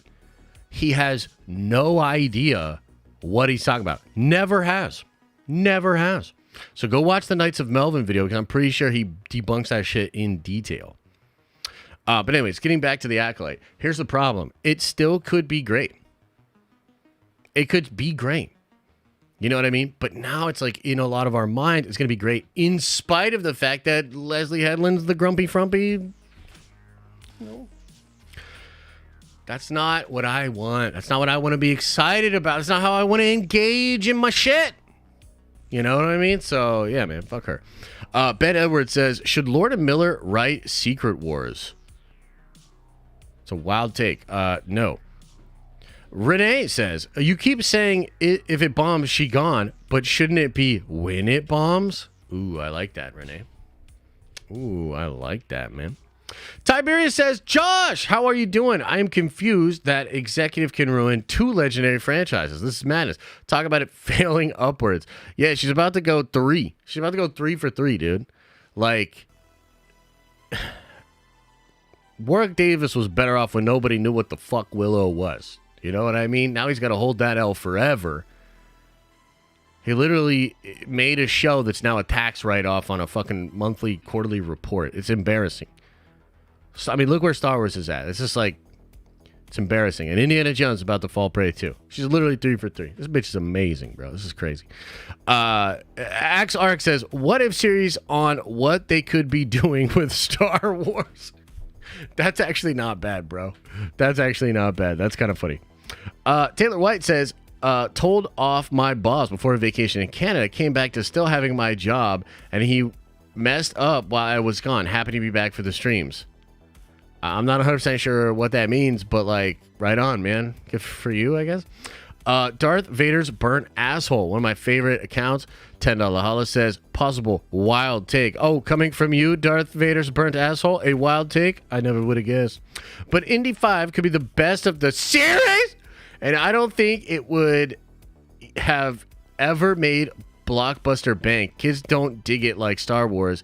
It's a more Lone Ranger type crowd. XOXO. Yeah, that's possibly true, actually. So you're telling me this old as fuck franchise, which is honestly is really good. Like, I like the Indiana Jones movies, don't get me wrong, but yeah, this like old adventure archaeologist, you know, adventure-y type dude series is not popular. Shocker. That's a good damn shocker to me, bruh. Riley S. Oh, shit. Here we go. Wait. I lost it. Riley S. says, just landed in Vegas for my bachelor party. Have a good weekend. Nerd Ventures for life. Hey, I hope you have a great weekend. Say what's up to the aliens. Caleb Senpai says, finally got my tickets to the Diamond Lounge. Keep being a badass in the scoop game and always keeping it real. Nerd Ventures for life. Hey, I appreciate you, brother. Matthew says, if it bombs, she gone. Hell yeah, man. Thanks for the love. Darth Radir says, her comments are weird and not explained. Yeah. C-Dub with the 10 spot says, I saw Transformers last night. It was mid at best. Optimus is a b-hole for almost the entire movie, and no Decepticons. There's even a G.I. Joe teaser at the end, a crossover no one asked for. 3.9 out of 10. That's wild. I actually floated the offer to Elisa last night, where I was like, well, because we're going to see the movie on Saturday, we got to sit her. And I was like, yo, we could see Transformers, you know? And I kind of like, so I was like, yeah, no, we could see Transformers. And she like got real quiet. She's not about it. So, is what it is. Jamro says, starting to think that Lucasfilm will go to Comcast in the Hulu deal. What if the Stark that died in Endgame was a Skrull? Ooh, that would be bananas. I don't think that's true. And no, I don't think Lucasfilm will go to Comcast in the Hulu deal, man. Nah, I don't think so, bro. Steve Storenka says, hashtag Independence Day was right. I know, isn't that crazy that Independence Day might have been like history? Damn. Darth Radier says, Fernandez and Doomcock have a similar vocal pattern. I picked up on it in an old interview on the Doomcock channel. It's unmistakable, bruh. No. Drew Smith says, if it slays, she stays. Jesus Christ. Kalisto with a very generous $20 holla says, hi, Josh. Have you heard any recent news about the possibility of the Black Knight being in the Blade movie? No, I think that's actually being taken out. Much love and hope you have a great time playing 40K this evening. Oh, thanks so much. It's actually next week that I'm going to be playing a bunch of 40K, but I'm painting up a bunch of models tonight. So that shit's going to be sick. So thank you for that. Yeah, I think they actually removed a lot of the Black Knight from the Blade movie. Maybe this is just because Blade's been taking so long they can't commit to getting Kit in there. Not really sure, but from what I've heard, they're going to really downplay that. And Blade's not going to be really... I don't think Black Knight's going to be in it at all, honestly. But we'll see. Detoxing for Life says the success of the new Spider-Verse movie is definitely not helping KK out. I bet she's squirming. Disney keeping KK is the definition of insanity. I know, it's ridiculous, dude. Guys... and it's, maybe it's my fault or whatever, because, this is what I do, and I do this for a living. But, dude, if she's gone, if Kathy Kennedy is gone from Lucasfilm, my literal quality of life improves. Do it for me, Bob Iger. You know what I mean? If you won't do it for a franchise that's, an American-created classic, if you won't do it for the loss of money, mismanagement of the brand to the point where you're closing a new venture a year later. If you're not going to do it for that, do it for me. Do it for me. Chopper versus R2 in BattleBot Arena. Who's your pick? Ooh, that's a tough one. I'd probably say R2. Chopper's really good at killing, but with other, things. I don't think he's, good one-on-one, you know what I mean? Rod A, welcome to the Nerd Vengers. You are a Nerd Venger now. Jay Jordan, welcome to the Nerd Vengers. You are a Nerd Venger now.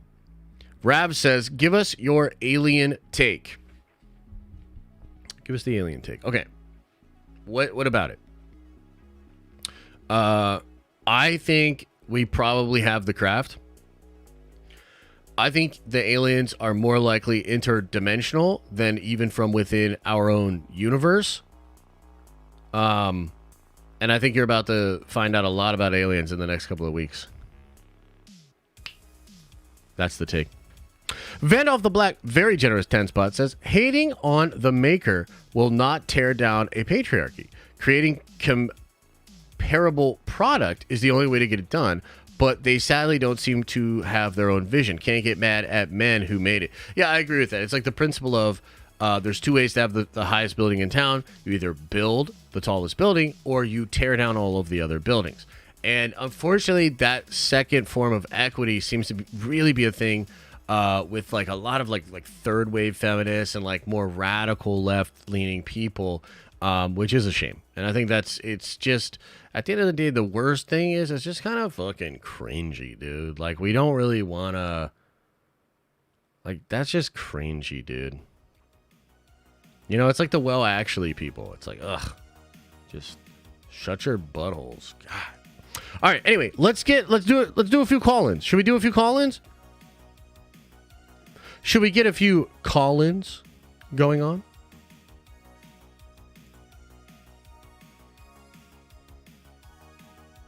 All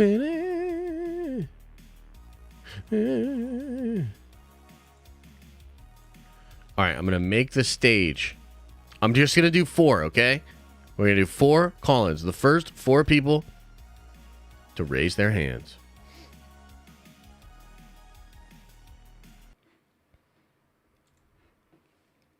The first 4 shall be brought on.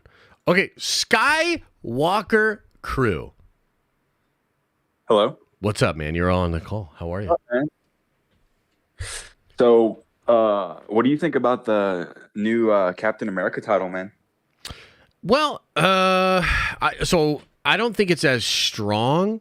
I'm curious as to why they changed it. Like, I don't think we've got any indication as to why they changed it. My gut tells me, though, that it's a little bit of like a political move, but really it's more of like an apolitical move, where Marvel's trying to move away from divisive politics, which is pretty smart. But that's kind of my thought. But we're gonna have to see more to know for sure. Yeah. So, you thinking we're gonna get like anything big at like Comic-Con, man? Dude, Comic-Con is gonna be nuts this year. Comic-Con's gonna be nuts. Regardless of the writer's strike, Comic-Con is going to be insane. Like I've been hearing they're gonna go bananas. So after this week, we got 4 weeks till Comic-Con, and yeah, I think they're gonna go hard. Bro, I hope he drops some like fire announcements, man. Yeah, no, I think so, man. I think we're gonna be in that stream. We're gonna be really, really hyped up. It's gonna be crazy. We'll probably stream the next day as well, or like basically what I'm saying is like the next time we stream, we're all gonna like come together and kind of like talk about how we feel about these different projects. Where's the hype at? Heck yeah. And yeah, no, I think it's legitimately gonna take us from a really like wishy-washy, we're not sure what's going on with Marvel, to a place where we're looking forward to stuff and being excited again. So that's really what I think is going to be happening for sure. I hope, bro, because it's been so like, it feels like it's been so mixed this year. You know, it's like Spider-Verse was good, but then like some stuff has kind of been like, all right. Yeah. Yeah. No, I 100% agree with you. I think we're in maybe the weirdest time ever. Right? You know what I mean? To be a Marvel fan. So yeah, it's tough. It's tough, but I still have faith. I got way more faith than like what Kathy's doing over there. You know what I mean? So, dude, we need to get her out of there, man. Like, I've gotten so like triggered watching the stream, dude. I hope Acolyte is still good, man. Yeah, I wouldn't be mad if it was good. Like, I would give her flowers and I'd be like, this is really, really incredible. But I think that like that we can't just say like then that makes all this other stuff okay, you know. And I keep going back to like that J.J. Abrams thing because like.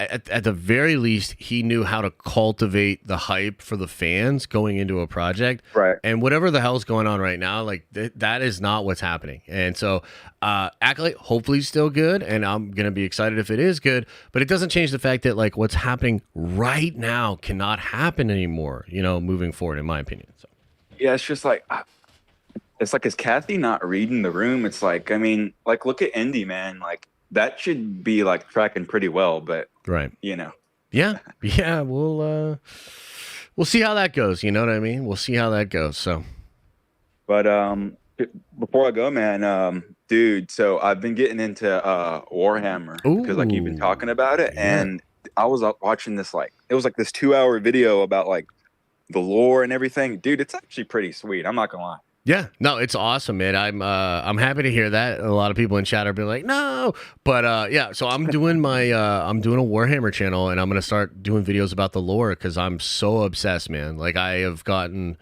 and part of the, I was just working on this video yesterday. Part of the reason that I think I'm so into Warhammer is because there's so much to do.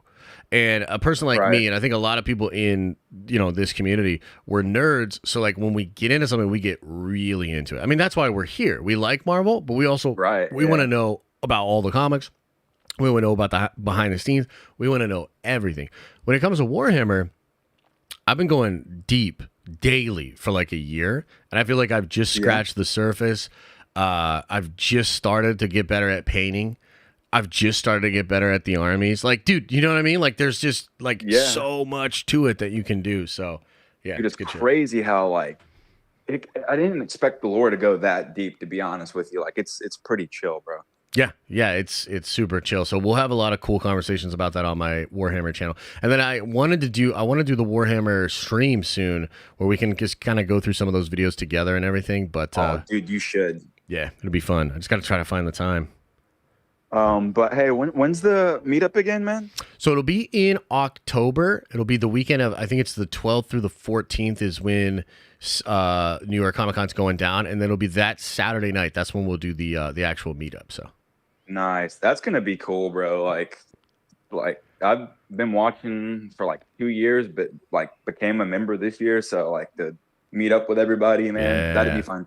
Yeah, it's gonna be sick, dude. We'll make some memories for sure. We'll talk, about all this nerdy stuff, and we'll try to do it like once a year. I think it'll be a fun thing to try to do at least once, where we can all get together and just hang out. You know what I mean?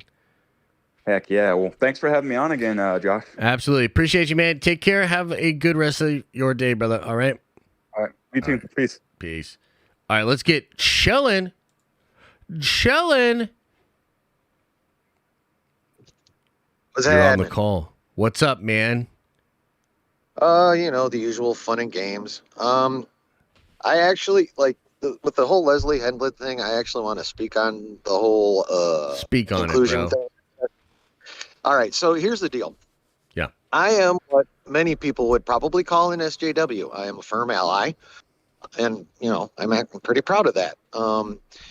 Here's the thing. Those who are trying to be more included, which they totally have a right to do, are going about it all wrong. And I want one out there in the crowd right now or on the replay to pay attention. You're doing it wrong, and here's why.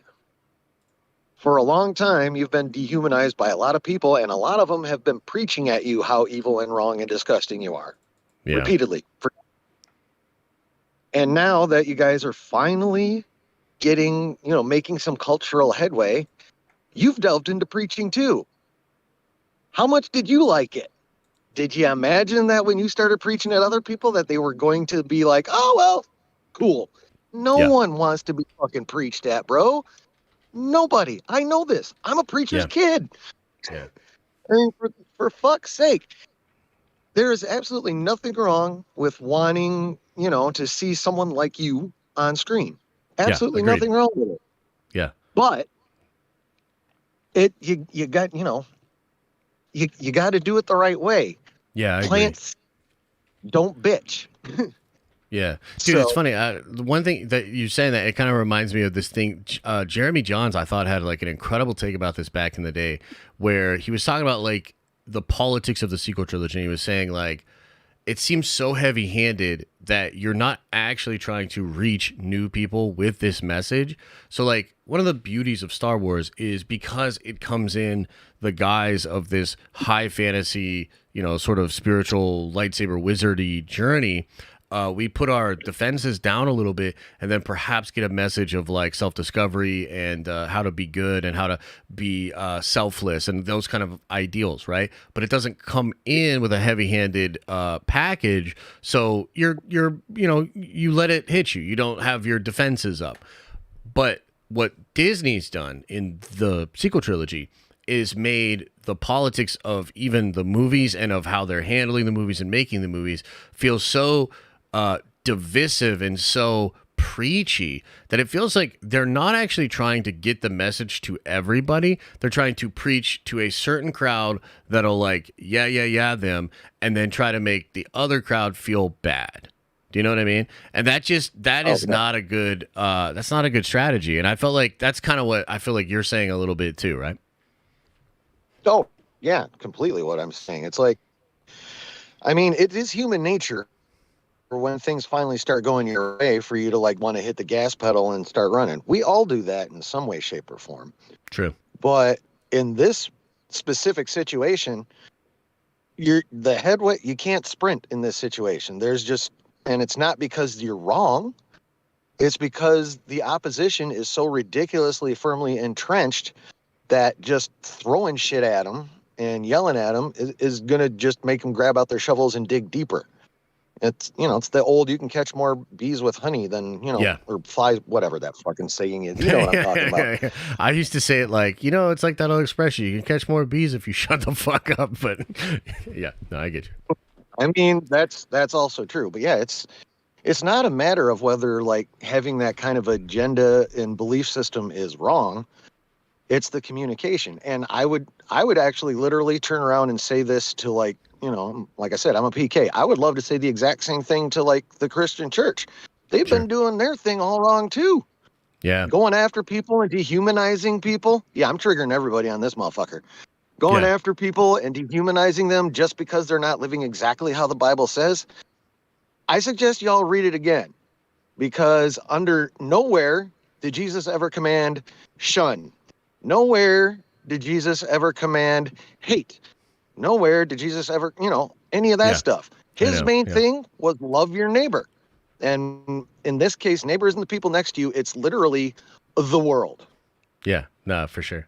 So dude, that makes me actually. I mean, even if all they did was, you just made me think of I mean, like even if all they I did think was it was stop dehumanizing people, it's just insane. Yeah. Dude, that makes me. I think it was Nietzsche who said, "Well, there was only ever one true Christian, and look what they did to that motherfucker." Like, you know what I mean? But you're right. You're right. There's a lot of hypocrisy. Hypocrisy can be handed out to many different people in many different belief systems, for sure. Oh, definitely. So, I don't know how many people out there in your audience right now, either like I said, live or on the replay at this point, come from a religious upbringing. But if you do, and you feel like I do currently, you'll know exactly what the hell I'm talking about. Like literally any kind of organized belief system, whether it's religious or otherwise, they're all going at it the wrong way. They're all going overblown and overhyped and just trying to get in everyone's face all at once instead of just, hey, how you doing? By the way, this is what I think. Think about it. Walk on. Have a nice day. Yeah. That's literally all you have to do, no matter what side you're on. And it's also the best way to, even if no one's going to convert to whatever you're thinking, it's the best way to start a conversation. I mean, who's going to want to talk to somebody that's like, you're an asshole, you must believe this. And that particular, I made that phrase vague because that one applies to both sides. Yeah. No, I agree. So it's but that's like the thing is, right. No, I agree with you. But so when it comes to Leslie, like this is part of I think my frustration and a lot of people's frustration is like, people are the way they are. You know what I mean? It's very difficult to teach like a old dog new tricks, and there's people really don't change, right? I mean, trauma can change people. There are things that can change people, but they just usually don't change. So like, what's so weird about like a person like Leslie is like she's so clearly that. Like that's her vibe, and it seems like almost every time she opens her mouth for an interview, she's got to tell us exactly who she is, and it's like kind of an annoying fucking person. And I'm just like confused as to why the culture of Lucasfilm seems to want to like go after people like that. And yet also, according to like that last thing that we read from Newsnet and the whistleblower book and everything, is like they're also still doing old-timey Hollywood bullshit that disenfranchises and takes advantage of all these different writers. So the culture of that actual company is like Hollywood toxic and social media toxic, and it's just like, dude, like how far away from doing this the right way could you possibly get? It feels like they're pretty far out. Oh, so like I said, both sides are so far out of pocket now, and like no progress is being made either way. It's just throwing verbal shells left and right, insults, like none of that is in any way, shape, or form going to promote good communication. And I almost forgot that same book you went over. That's the same one that trashed Lindelof. Yeah, that's what it said. Like apparently she whistle blew on that, and he was like, really? Apparently that dude's like a huge doucher, which is crazy because I remember when we were breaking the stories of like him walking away and whatnot, even on the Hot Mic podcast, they were saying like, who can't get along with Lindelof? He seems like such a sweet guy. Everybody talks so highly of him. And then it's like, you find out behind the scenes and all that, he was kind of like a jerk or like a dick face and whatnot. But, even if he's not now, I guarantee Disney knew that article or that book was coming, and probably the Vanity Fair article too. So they're like, you know what? Yeah, for sure. Number but one, you're gonna have problems, and the problems that you have are the exact ones that we're trying to fight against now. So have a nice day. Yeah. Oh, and by the way, for sure. But also, like, again, according to that same book, Lucasfilm is actively engaged in like Hollywood bullshit as the norm. Like whoever that guy was, maybe it's Joby Harold or maybe not, but this guy's literally just throwing his political weight around, throwing his Hollywood power weight around, turning out absolute trash not giving a fuck, and then anytime he's tried to correct it, he pulls the Hollywood power card. You know what I mean? So it's like that was Kathy hired that guy too. So it's just like, damn, dude, like it almost feels like at every possible thing you could fuck up, she's fucking up. It kind of feels like that, you know? Well, I mean, the random hypocrisy in the world is insane anyway. I mean, just like Disney, when it comes down to it, no matter what message they're trying to put out, they're a corporate entity and the bottom line is making money. And they like to follow trends. Yep.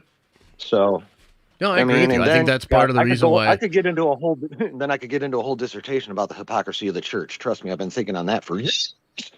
Yeah, no, dude, I totally get you. I think all there.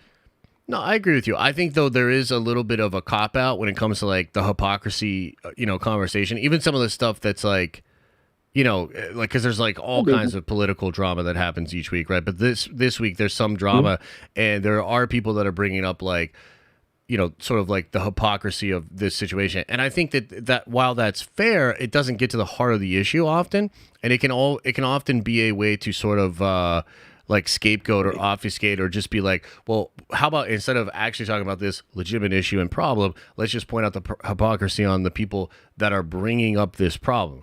And it's like, okay, but the problem still exists, and the problem is still the problem. So the hypocrisy, while real, doesn't like wash someone's hands clean of the sin, proverbial or actual, that they're doing. You know what I mean?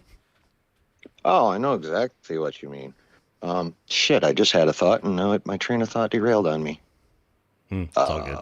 It's all good. We went down the rabbit hole. Oh, we went down the rabbit hole on that one. Sorry about that. This is probably way too long of a call, especially with all the people I'm seeing in London. So. It's all good, brother. It's all good. Like, yeah, when it comes down to it, everyone, no matter what side you're on, stop preaching and just start talking, and things will get a fuck ton better. I agree with you. And guess what else? If it bombs, she gone. You know what I mean? Oh, I will throw such a party. I'll probably be the only one in attendance. But like my first stream after she's gone, God, it'll be nuts. There we go, dude. Yub nub. And much as I hate to see Harrison Ford being in a shitty project, because I fucking love Harrison Ford. Yeah, same. In the greater scheme of things, very necessary. Yep, it's a weird time, but yeah, maybe we'll all be celebrating, and then maybe things will actually get better. So that's what we can hope for sure. Yep. Now we just got to grind through the rest of this year. Although, yes. I know I brought this up on Nerd Theory, but yeah, since the directors screwed the writers. I know SAG did the rank and file did vote to go on strike if they didn't they get the authorized negotiations done. Yeah. But I feel like now that the DGA's done, the writers are going to go last because they're the ones that actually I kind of agree with them. They're the ones that are in a position to lose the most with the advent of AI. So sure. Yep. I agree with that. Having them holding on by their fingernails and teeth isn't surprising. But what surprised me is the other two, because, what was every article saying prior to the news that the DGA got their deal? Solidarity. Once again, when the rubber meets the road, people have no problem being hypocrites when it comes to getting what they want, at least most people. Well, that's the whole thing, too, is like you got to have leverage. Do you know what I mean? And it's like, I just don't think the writers do. And whatever the Directors Guild got, like they obviously like had leverage, went for something, and the studios were like, yeah, that works. So it's like, yeah, I don't know, man. We're gonna have to see how all that shakes out. But Hollywood's not stopping anytime. You know what I mean? Like they have a lot of projects paused, but if you really look at what Marvel's doing, bro, that machine is not stopping. Machine is going, and so we're gonna get the content. Yeah, but the good news is for us as consumers on the labor side, obviously, God, I can't even imagine the text and emails that flew when that headline hit. But for us on the consumer side, that's fucking great news because the DGA, instead of standing in solidarity and already getting their deal done practically immediately, it's going to shorten the entire strike overall. Like, right, exactly, when I was making my predictions for the length of the strike, the last couple times we talked, my predictions were based on solidarity actually happening. Sure. Yeah. So, sure. Yeah. When the DJ did that, I'm like, well, so much for that prediction. This is going to be over inside of a month now. Yeah, we'll see. But like I said, for us on the yeah. consumer side, it's fucking great. Yeah, it's good. And I do predict, hopefully, I mean, I'd love for it to be done before San Diego Comic-Con because I want them to be able to announce everything they want to and not feel hamstrung at all. So Yeah. Well, as long as SAG gets a deal done by then, it won't matter if the writers are on strike at that point because anyone go walk on stage and ad lib and not claim it not. yeah, they'll not- go. Dude, yeah. Well, it's kind of like what But Mark if said SAG too. There are ways they could hire writers that are not guild writers. They don't have to hire no, guild writers. Do you know what I mean? So No, they don't. They can hire scabs. Yeah. And there's obviously, and like I said, rubber meets the road. It's like, I want to stay in solidarity with the rest of my writers, even though I'm not in the guild, but fuck it. These people want to pay me. Here I go. yeah, for sure. All right, brother. But I'm yeah, gonna let so- you go. Appreciate the thoughts. Appreciate the conversation. Sorry, And, Nerd Avengers. I ran off at the mouth. Hey, I love look, you all. man, it's I love all all good. y'all. You just had some thoughts and some blinkers, and mix them up, and there you go. Yes. Yeah. You're correct 2 times. So have a good All right, weekend, brother, man. Yep. Take Have a care, great brother. weekend. See you. See you, man. All right, let's get justified in here. What's up, man? What a do, my guy. Oh man, just chilling, trying to get through this 2024 and trying to get to the really good content again. And if it bombs, she gone. You know. If it bombs, she gone. You gotta She say it, gone. bro. It doesn't have. It don't have the effect when you don't say it with the bass. True. It don't You're have right. the effect. You're right, man. But, I gotta I mean, scream it. First of all, I mean, what is the chances it bombs and she stays? My God, I don't see how they can. Like, dude, I don't see how they can just do nothing if it bombs. Like, they're literally just gonna be like, everything's fine here. You know what I mean? Like, I don't know. I already feel like we've crossed that bridge, but I feel like this feel has like we to have be a last two- straw. But bro, she like any other person, any normal person any basketball player even, they do the average shit that she's done, they're gone. They're They're gone, gone. dude. Yeah, I don't understand how she has a job still. I don't. I know, it's so wild, bro. Yeah. And then to touch Unfortunately. base real quick on my boy Chillin's argument too. Man, Yeah. just make dope characters. Mhm. Make a dope character, man. If you make a dope character that happens to be trans or happens to be whatever, Yeah. they get received better. They've done nothing to do that. And it like I again, my Reva, bro. Reva could have been a dope character. They Yeah. fucked up the bag. Yeah, So, it's I no, mean- I 100% agree with you, and I think it's part of the whole. Like, if you look at why Miles and like Across the Spider-Verse is doing so well, and you look at some of the other stuff that's not, it's like, well, because first of all, I think it feels authentic. Like, I think that movie just rings so authentic, but also like, that's not what the movie's about. That's not his defining shit. Do you know what I mean? Like, Yeah, it's it's fire. awesome.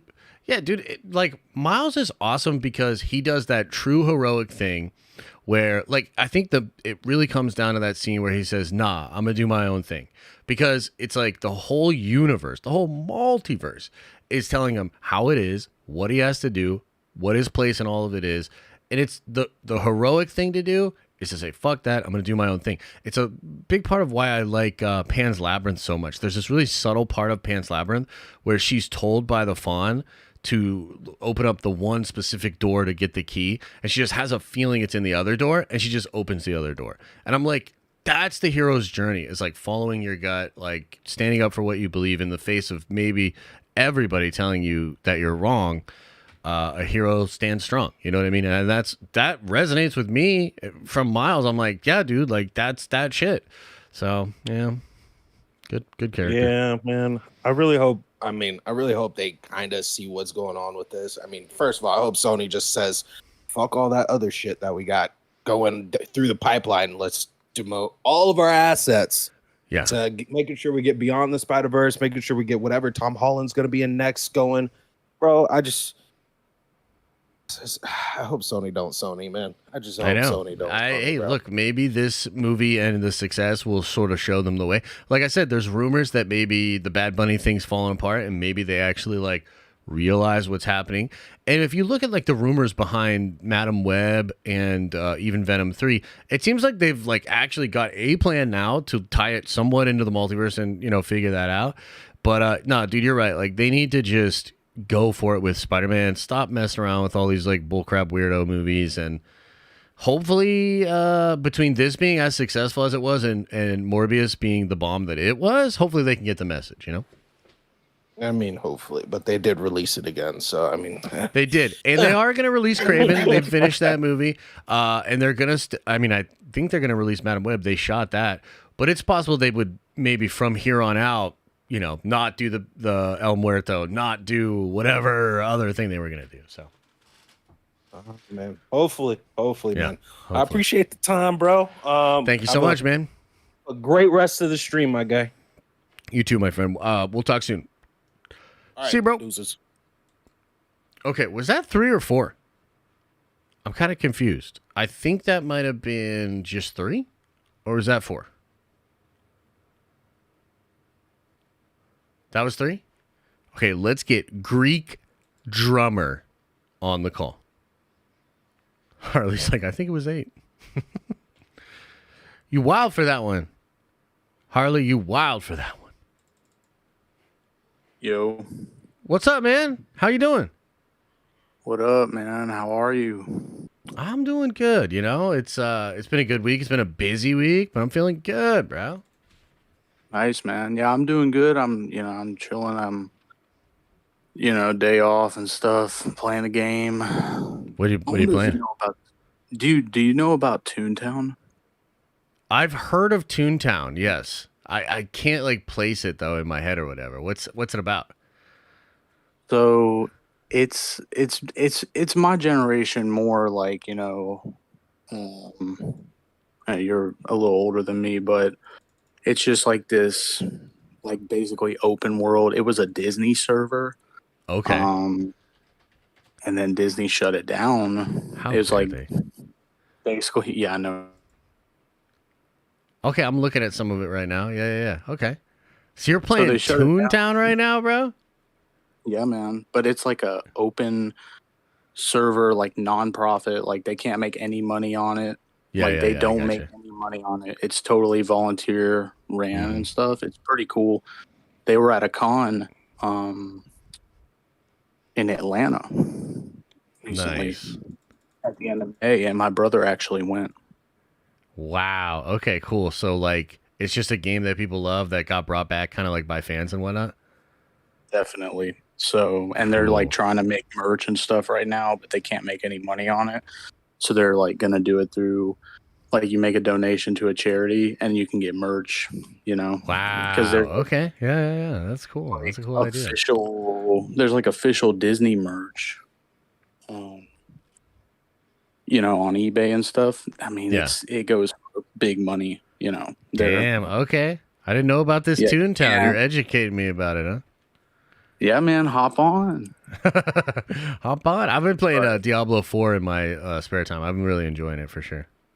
Yeah, man, my girl really wants to play that. She's really into the Jedi Fallen Order and stuff like that. Yeah. Which I like the story, but I don't really care for the game too much. Yeah, same. Dude, I wanted to ask you what your favorite variant from the movie was from Spider-Man. Oh, that's a good question. Yeah, I don't know. I mean, I really liked seeing the Spider-Man Unlimited design. I'm kind of stuck on Spider-Man Unlimited right now. Like, I still can't believe there's not Spider-Man Unlimited like toys and stuff. Because why else did they make that show other than to merchandise that design? Because I thought it was dope.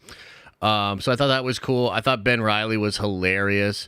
Yo, apparently Dude, I gotta check for this when I go see it again on Saturday. Apparently, you can see Miguel O'Hara making his like white and red costume at one point. It's like in one of the backgrounds for sure. Yeah, I saw that in the breakdown. Yeah, dude, so I want to check that out. People are saying Hobby, and I think Hobby's fantastic. He's a great character in the movie for sure. Yeah, he was great. Yeah, he was great. I mean, I liked Ben Reilly a lot. I thought that all the animation and stuff was really cool. Like how everything was just different for basically every character. Yeah. Yeah, dude. I really like the old 60s Spider-Man too, where he goes to get him and then he's like, oh, I pulled something or whatever. Like, that shit was funny. Yeah. So, it was 2D. Yeah. People were saying it was 2D, so he couldn't, like, catch him. Yeah. I was a little disappointed that there wasn't a 90s cartoon cameo. Same. I was actually hoping there would be a big crossover with that character because doesn't he go into the multiverse looking for Mary Jane at the end of that show? Yeah, I mean, there's a whole think that's what he secret does. arc in that show. Yeah, for sure. No, I thought that would be really interesting, but I guess like that is a character that's so I feel like iconic. they might use it for the next movie. Yeah. Maybe, or maybe That's he like maybe he just sucks the air out of the room. You know what I mean? And like just takes it. The villains. They had the villains in the Anomaly, like where they were keeping. They had the Sinister Six from that show, so like he exists. I'm pretty sure. Like, I mean, he's got to. They had the Spectacular dude in there, which was cool. I didn't really watch that show. Yeah. But like it was cool. Like, and he like his animation was like super different. It was like early 2000s. Like Disney XD animation. Yeah. We went on Saturday. We did a watch party. We watched the first episode of that, and we watched some Ultimate Spider-Man. We watched the 60s Spider-Man just to kind of get a vibe for all of it. And yeah, dude, it's like it's on point for that character. And I guess that must have been a pretty big show for people because you know he gets that really important line in the movie. So yeah, he's like he like steps out in the intervention. It was pretty hilarious. Mm-hmm. Yeah. I thought it was good. My theater was kind of dead. Like I was definitely the loudest person in the theater. Oh yeah. I wonder what it'll be like because we're like kind of 2 weeks away now. So I'm kind of wondering what it'll be like on Saturday. But I had a good crowd. I was surprised at how many people were in there at 2 p.m. Yeah, I'm not gonna lie. My theater, like here where I live, is kind of small and like. Also, I mean, I didn't really have trouble with the audio, like people were saying, which is cool. Like, or I don't. Yeah, that is. I hear what they're saying about the Gwen scene in the beginning. Yeah, like because the bass kind of takes it over a little, but yeah, I thought the entire movie like was pretty vibing. Just like like I mean, I'm a musician, but I mean, it was just like. I felt like even in like intense scenes, they just had this like chill lo-fi beat. Oh, dude, yeah. The music and the sound design in the movie's fantastic. Like, I thought it was really, really good. It's a masterpiece for sure, man. I'm excited to see it again. We were vibing. What did you think about the? Well, I know you don't really care for the live action stuff, but like, sometimes like. I feel weird about them like reusing footage from other movies. Yeah. Well, I think it works in the context of like they have the footage of, the different Spider-Man. They're like kind of taking you through and it's all algorithm based. It's all what's her name? Lila, the AI or whatever. So it's very similar to what you get in the Loki show where you're like seeing the archival footage, of Loki's journey at the TVA. So I think it works. I gotta be honest, I'm not a huge fan of like live action animation together. Like it just, I even like Who Framed Roger Rabbit, like all those movies, never really vibed with it. Never really loved it. I think it breaks a little bit of the suspension of disbelief for me. I wouldn't be super mad if like maybe Miguel animated came into Secret Wars for like a little something. But it's not my favorite thing. I feel like some of those characters could like be in Secret Wars and it wouldn't be that hard to believe, but like I feel like if they like threw Hobie in there or something, like you'd just be like, whoa, like he's like standing around like all these like actors. Yeah, it has to serve the story, right? And it's just gonna be really distracting to have like a animated character just pop up and be with all the live action. So I don't want to see this character like planning with Iron Man and stuff. But if it's a part that maybe happens in his universe or he pops in to share a message because something crazy is happening and then he's destroyed or something, like I'm okay with that. And I think that could be fun, but it's just a little weird for me. I'm not the biggest fan of it. Yeah, I think it's interesting that like I think it's cool, but I think it's interesting that the movie kind of implies that if you're from a universe that is just like normal humans, like not animation, that like there's universes out there that are just all animation, that when they come and be around you, like there's not really a way for them to like naturally adapt to the environment. It's just kind of jarring because like some of those characters are cool, and they like it would be really easy to like make a live action version of Miguel O'Hara for Secret Wars and make it be the same. That'd be great. No, I agree with you. That's kind of like the way I would want, right? It's like for it to just be live action, but I guess then it's not actually hitting the nostalgia because it's not the exact, thing that we've seen before. So I think it'd be cool for them to have like a spider, like obviously they'll have a lot of Spider-Man stuff, but like just like a Spider Society arc or something where like maybe you see some of them briefly like on Battle World, and it's just kind of cool because it's like, oh well, this is significant. Yeah. Well, I wonder too, because there are a lot of rumors, and I would love for this to be announced at San Diego Comic-Con this summer. But there are a lot of rumors that like Marvel has so many ideas with Secret Wars that they want to do a whole Battle World saga. So there's room for them to do that project and maybe just not even have it in the Secret Wars movie, and yet it could still impact the overall fabric of like the Battle World and the Secret Wars narrative, right? Which I think would be pretty sick. Because I wonder, like, if like they brought in some of the Spider people into the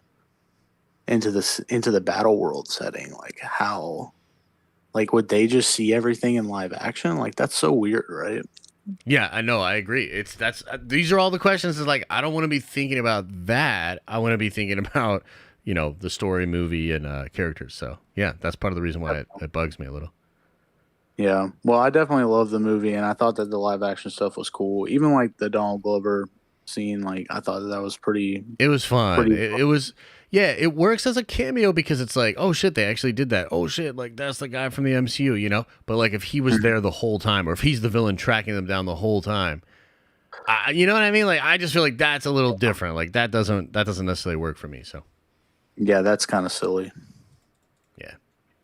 Do you what do you think is going to happen like with the whole Miles clone thing? I mean, I think you're gonna there's a couple of different ways they could take it. Maybe that Miles has a heroic streak and comes to be heroic. I think they're going to explain the anomaly thing because I think he was supposed to be Spider-Man, right? So Miguel and Lila are claiming that was going to bite Peter Parker, but it wasn't. It was going to bite that Miles, right? So he gets teleported and bites Miles in a different universe. So maybe there's something going on with him and Destiny, and maybe he'll still find a way to be heroic in the overall like multiversal thing. Maybe he'll get bit by a spider and become a spider. I don't know. Be kind of cool. Yeah, man, I think that would be cool. Or if he just became like a good prowler or something like that. Yeah, good prowler. Yeah. I think Trev says Earth 42 prowler helps the web warrior. So maybe they'll adapt that, like where he can be just a good version, almost like the Star-Lord version of T'Challa. You know what I mean? Character. It was interesting they didn't put Madam Web in there, though. I know.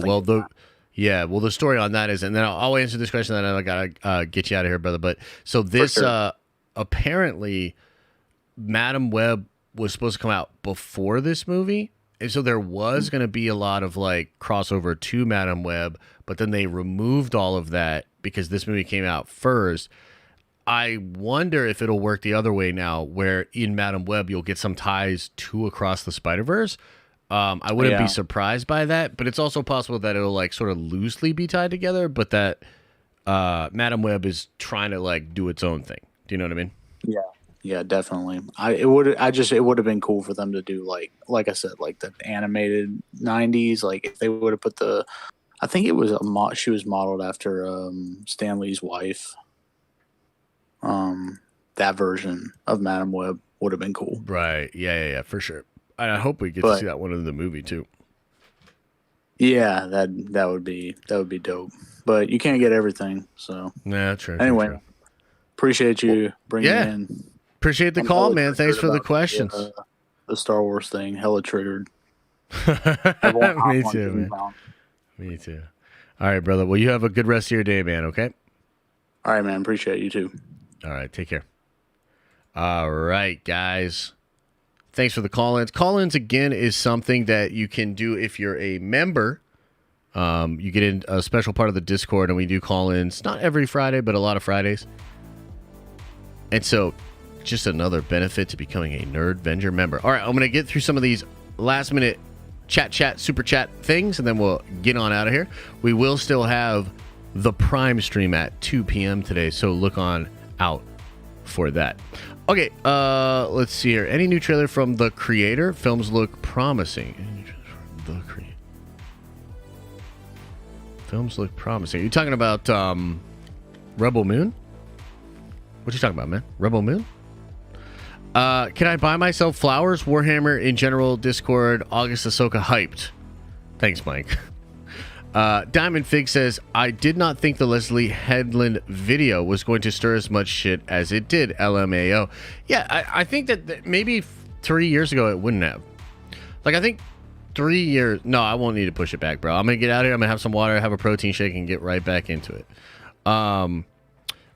I think we've just kind of, there's so much that's added up over time that, like, now, again, I really truly think it has come to the place where people like me in theory that were really apologetic for Lucasfilm during the course of the sequel trilogy are so burnt and so frustrated that little stuff like this absolutely ruffles our feathers and we talk about it. So that's just where we're at now. You know what I mean? And I didn't do that. They did this.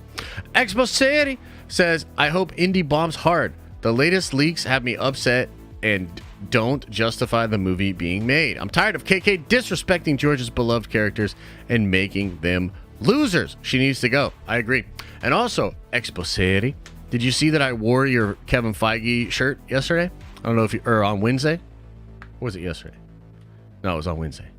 Yeah, I put on the shirt that you sent to me, so thank you. A protein shake. I know what that's code for. Jesus Christ. Oh, boy. Lucasfilm is simply making Star Wars content. No story, no coherence, just dumb content. Yeah, there's some truth to that for sure, man. I wonder what George is saying to Kathy. I mean, they are friends for 40 years, right? Fucking doubt that shit. What's that code for it? Yeah, it's not code for nothing. I'm having a protein shake. Jesus Christ. What else is going on, chat? Did you guys, I'm going to do a whole video on this, but did you guys see that Idris Elba is apparently being eyed to be the villain in the Rey Star Wars movie? It's kind of dope.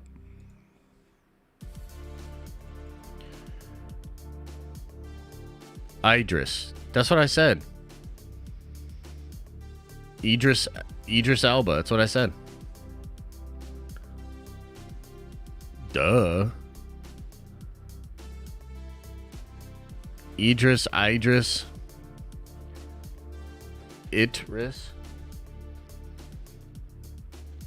Look, man, just, I'm sure he doesn't mind. You know? Wolverine vs. Predator comic announced. Oh, yeah, is it pretty sick?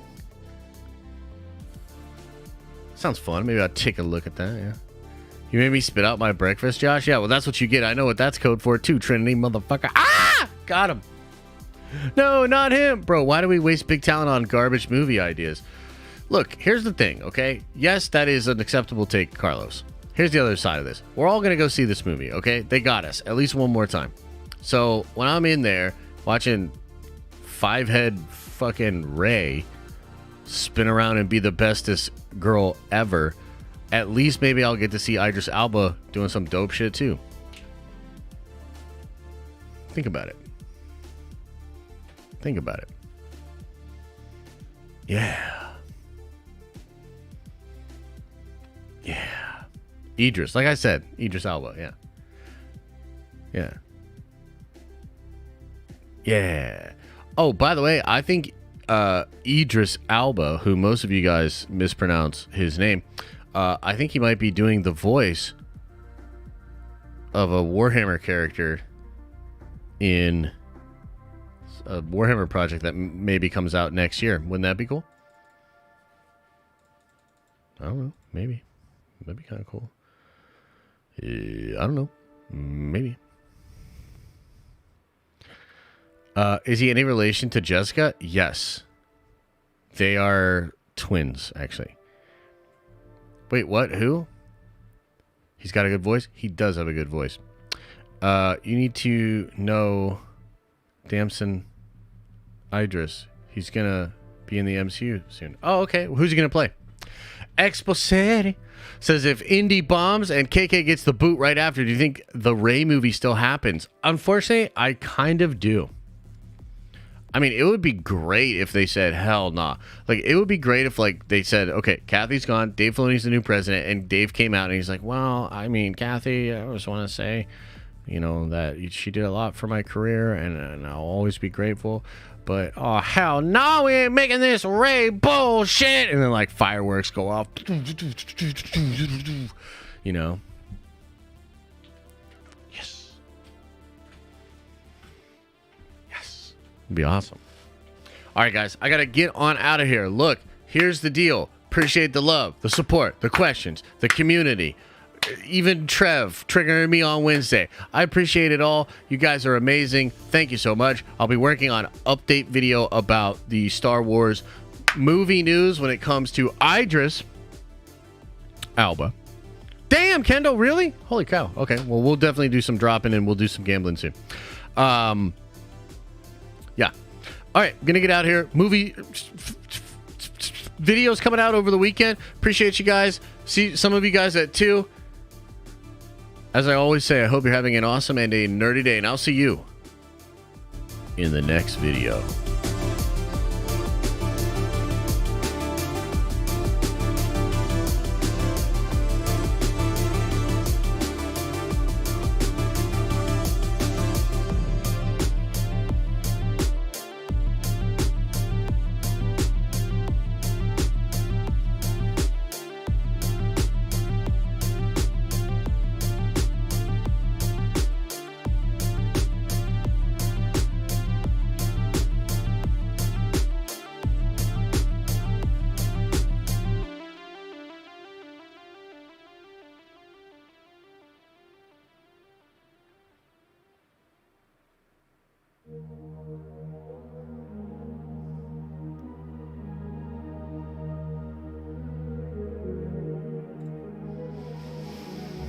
Is everybody gone? Did everybody leave? Leave.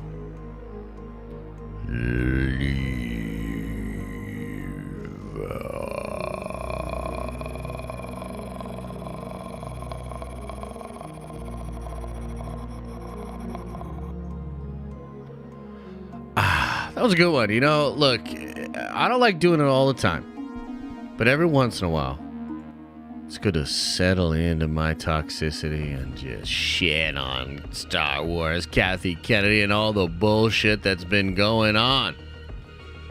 It feels cathartic to make little shitty comments about how she was a glorified coffee getter. Yeah, it feels good because I'm petty, okay? What the fuck you want from me? She ruined one of my favorite franchises. You expect me to have tact? You expect me to be nice about it? Fuck that! Never. And I'm not calling her Rey Skywalker. Not even if there's a fire. Make sure to open up your third eye and wash out your stinky butt. I'll see you later.